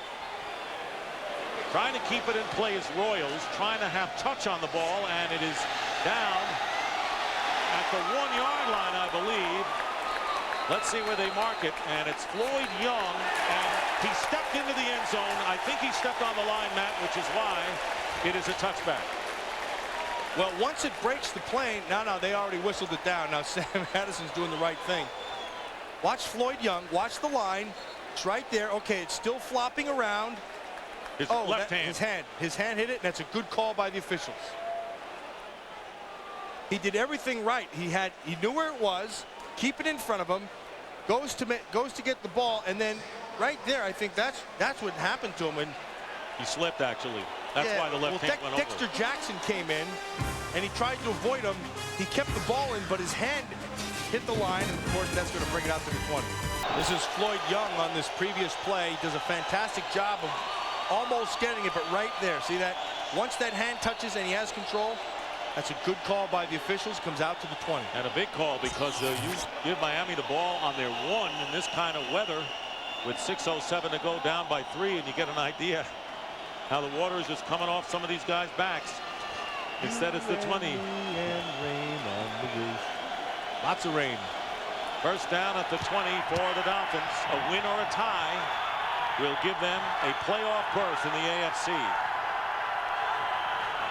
Here's the pitch to Lamar Smith. And Smith with maybe a yard on the play. And, of course, play made by Steve White. If you've been wondering where Warren Sapp has been all day today, well, we've been keeping our eyes on him because the Dolphins have as well. As you notice these pictures, you're going to see 2 people on him all the time. He's always going to be accounted for. And that's important because what happens is somebody else has to pick up the slack. If you're going to account for Warren Sapp with 2, that means somebody else has to be able to make the play. 2nd and 9. Fiedler to throw, gets a rush, and the screen pass to Lamar Smith. And Smith driving toward the first down, very close to it, and may have it. Derek Brooks on the tackle, and the Dolphins may have a first down depending on the spot of the ball. Well, if it was the 20, all it had to do is touch the front of that thing, and that's a first. Touch to touch. First down, Miami, called first by my partner. Actually, I just made that one up. Sounded good to me, and I run with it. Under 5 minutes to go in the fourth quarter. Tampa Bay leading 16-13. The Bucs and the Dolphins each have won 5 of their last 6.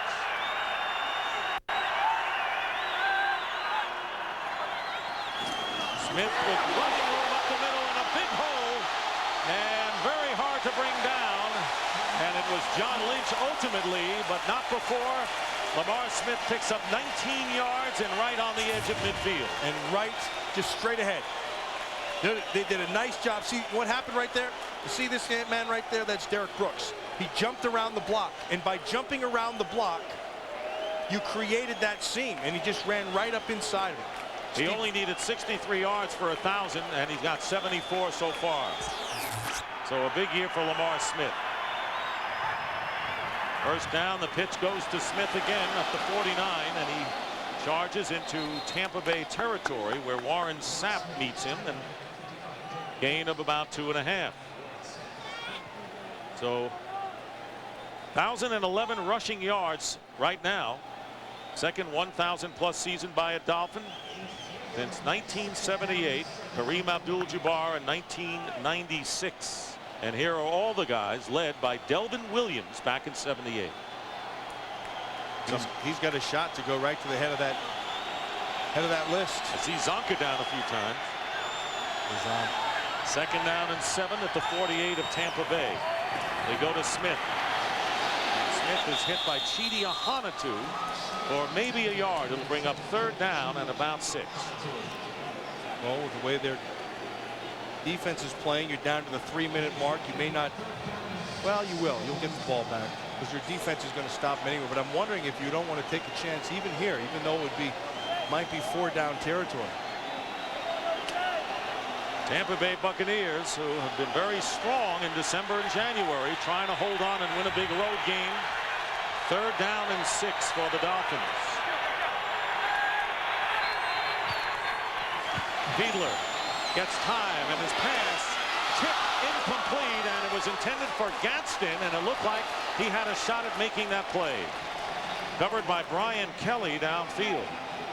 And that will bring up fourth down, and Miami will punt. Well, this ball is thrown where Gadsden can make this catch. It's up high. Ooh, you know what? I think Kelly may have gotten away with a little bit there. A little hand on the arm.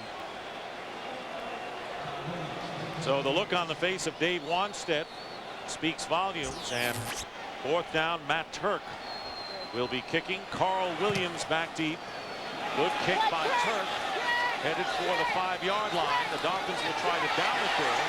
And they know it'll stop at the 1-yard line. Big kick by Matt Turk. And it drops at the 1-yard line. That went 46 yards. Well, Fox, Monday, it's an all-new Boston Public. Nominated for a People's Choice Award for favorite new dramatic series. That's Boston Public at 7 Central tomorrow on Fox. So Dave Wanstead goes with the kick, and he's going to use the field position and expect that his defense can stuff them here and try to get on the exchange better field position than he would have had, which of course was at the 50. All they need is a field goal to send the game into overtime. And remember that the Dolphins have all 3 of their timeouts remaining. Tampa Bay has none. So you're betting that your defense, now your defense is going to win the game for you right here. It's won a few for them this year. Ball is at the 2. Here's Dunn. And Dunn gets a little running room out to the 5. And a timeout called by Miami. They'll also have the clock stoppage at the 2-minute warning. So here in week 15, the playoff picture. And we still have a while to go in the NFC as the Tampa Bay Buccaneers trying to go 9-5 and solidify their position as one of the wild card teams right now. Minnesota clinched the playoffs, headed for the NFC Central time, so victory.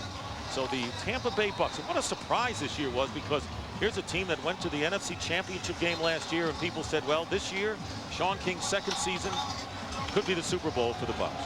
Well, and you know, I was one of those guys who felt that way, but you forget that they made some changes this offseason, and we showed earlier.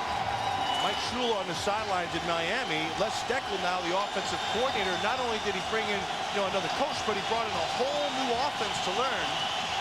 And you still have to look at what they have inside. They still have some pieces of the puzzle they need. 2nd and 7 after Miami's timeout.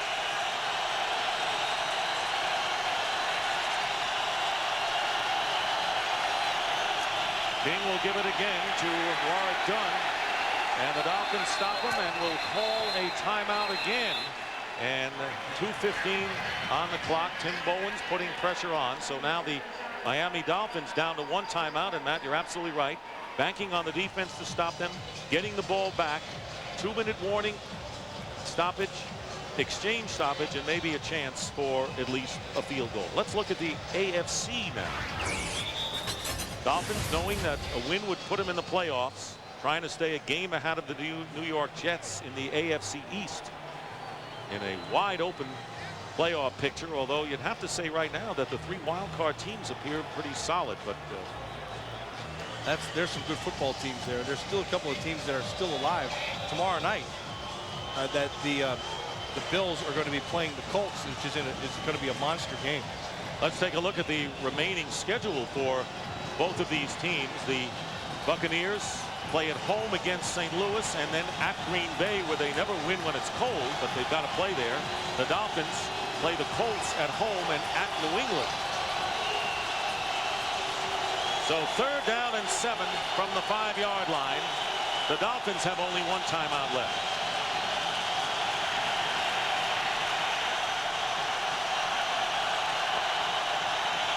And the play clock is at 9. So they have time.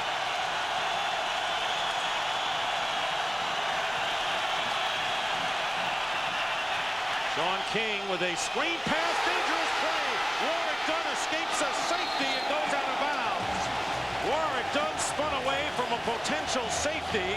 Patrick Surtain could not nail him, and he goes out of bounds, forcing the kick, and also close for Tampa Bay. Oh, man. Oh, Warwick Dunn is really a good player. Hey, for those of you who think he's too small and can't handle, look at this. Takes on Surtain, keeps his balance, still gets out there and gains some positive yards. I'll take Warwick Dunn on my team any day of the week. Meanwhile, they stopped the clock because he went out of bounds with 2:08. And now Mark Royals kicking from the back of the end zone. Jeff Ogden is back deep.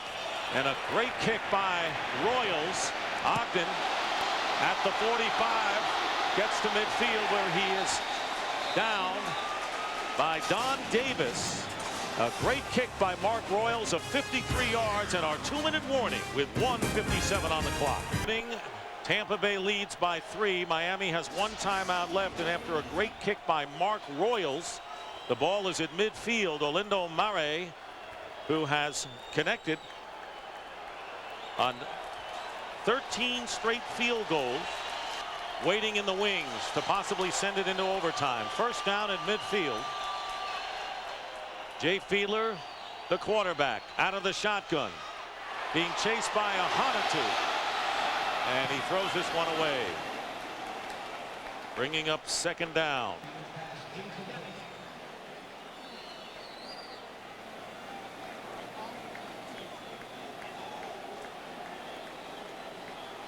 Want to welcome the viewers who are joining the big one between the Buccaneers and the Miami Dolphins. 13 Tampa Bay points off of turnovers. Warwick Dunn having a sensational game. Jay Fiedler, the quarterback from Miami, was shaken up and came back. It's 16-13, only one offensive score, touchdown in the game. 2nd down and 10 for Miami, and the pass and a 1st down inside the 40 to Tony Martin, and Miami looking to get in position for a field goal to tie the game, at least. Real simple. They're just taking the inside receivers away, and they have them to the outside. Fiedler trying to speed things up. They have plenty of time, but they need a little bit more yardage. Miami with one timeout left, and here is a fade up for grabs and nearly intercepted by Donnie Abraham on the pass intended for Tony Martin, and that very nearly snuffed out the last Dolphin chance. For those of you who have just joined us, Jay Fiedler was whacked earlier on his shoulder, and since that time has not been throwing a very good football. He's had some turnovers, and he's averted one here, not because of a good throw, but a good job by Tony Martin of becoming part of a defender. At stake here for the Miami Dolphins, a win puts them in the playoffs. They're a game ahead of the Jets in the division in the AFC East, and Tampa Bay trying to enhance their playoff hopes. Right now they're a wild card. Autry Denson getting the call, and the Tampa Bay defense closes up in a hurry, led by John Lynch, bringing up 3rd down and long. And right now, speaking of long, it would be a long field goal attempt for Mare. It would be 53 from about here, 52-53. It's a big down, right, for both teams. 1 minute remains. 3rd down and 8. The Bucs, by the way, used up their timeouts in the 3rd quarter. And here is Fiedler with a big pass and a ball goes back. Arande Gadsden with the intended receiver, but he was pushed by Brian Kelly, it looks like. And it'll be an automatic 1st down for Miami, and they are in field goal range for Murray now.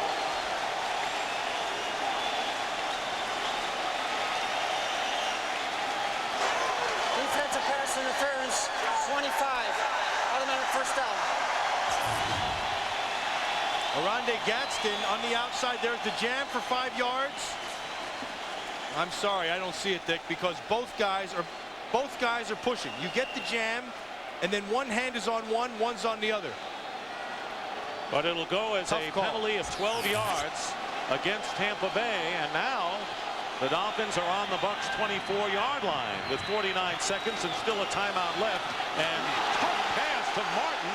I tell you, to thread the needle at this stage with Donnie Abraham defending is questionable at least. Now see there, just naked like this, it looked to me like they got away with it. It looked like Donnie Abraham broke over the back, and he did. Yes, and to me that looks like more of a penalty, as you can plainly see, than the last one did. He hit him with his chest as he drove on the ball. I'll tell you what, if you're in field goal range, that's a risky throw to make against a tough pass defense. 44 seconds, 2nd and 10. Pressure, and the pass is incomplete, and another flag. 2 of them go down, and it was Damian Robinson trying to cover the ex-Buck Bert Emanuel downfield.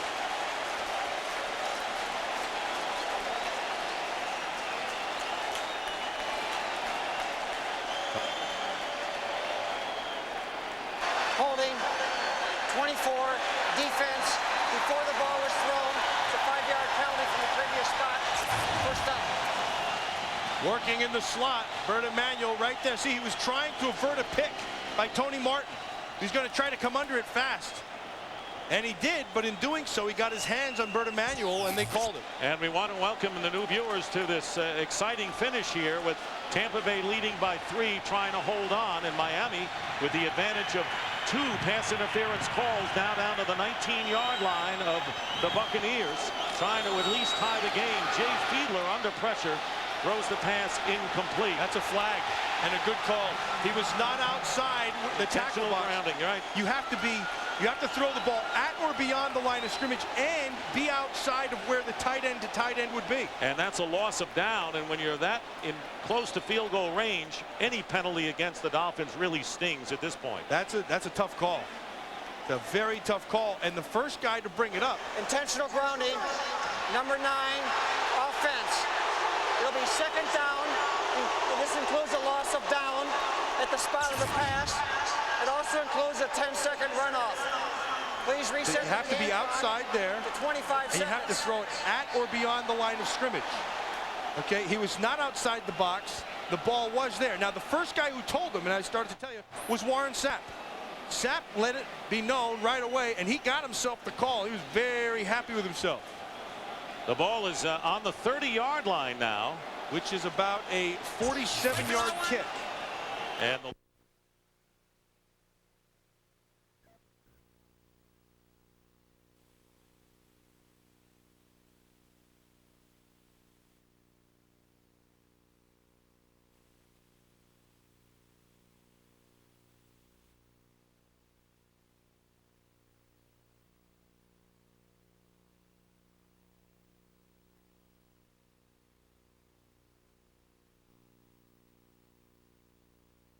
We're experiencing technical difficulties. Please stand by.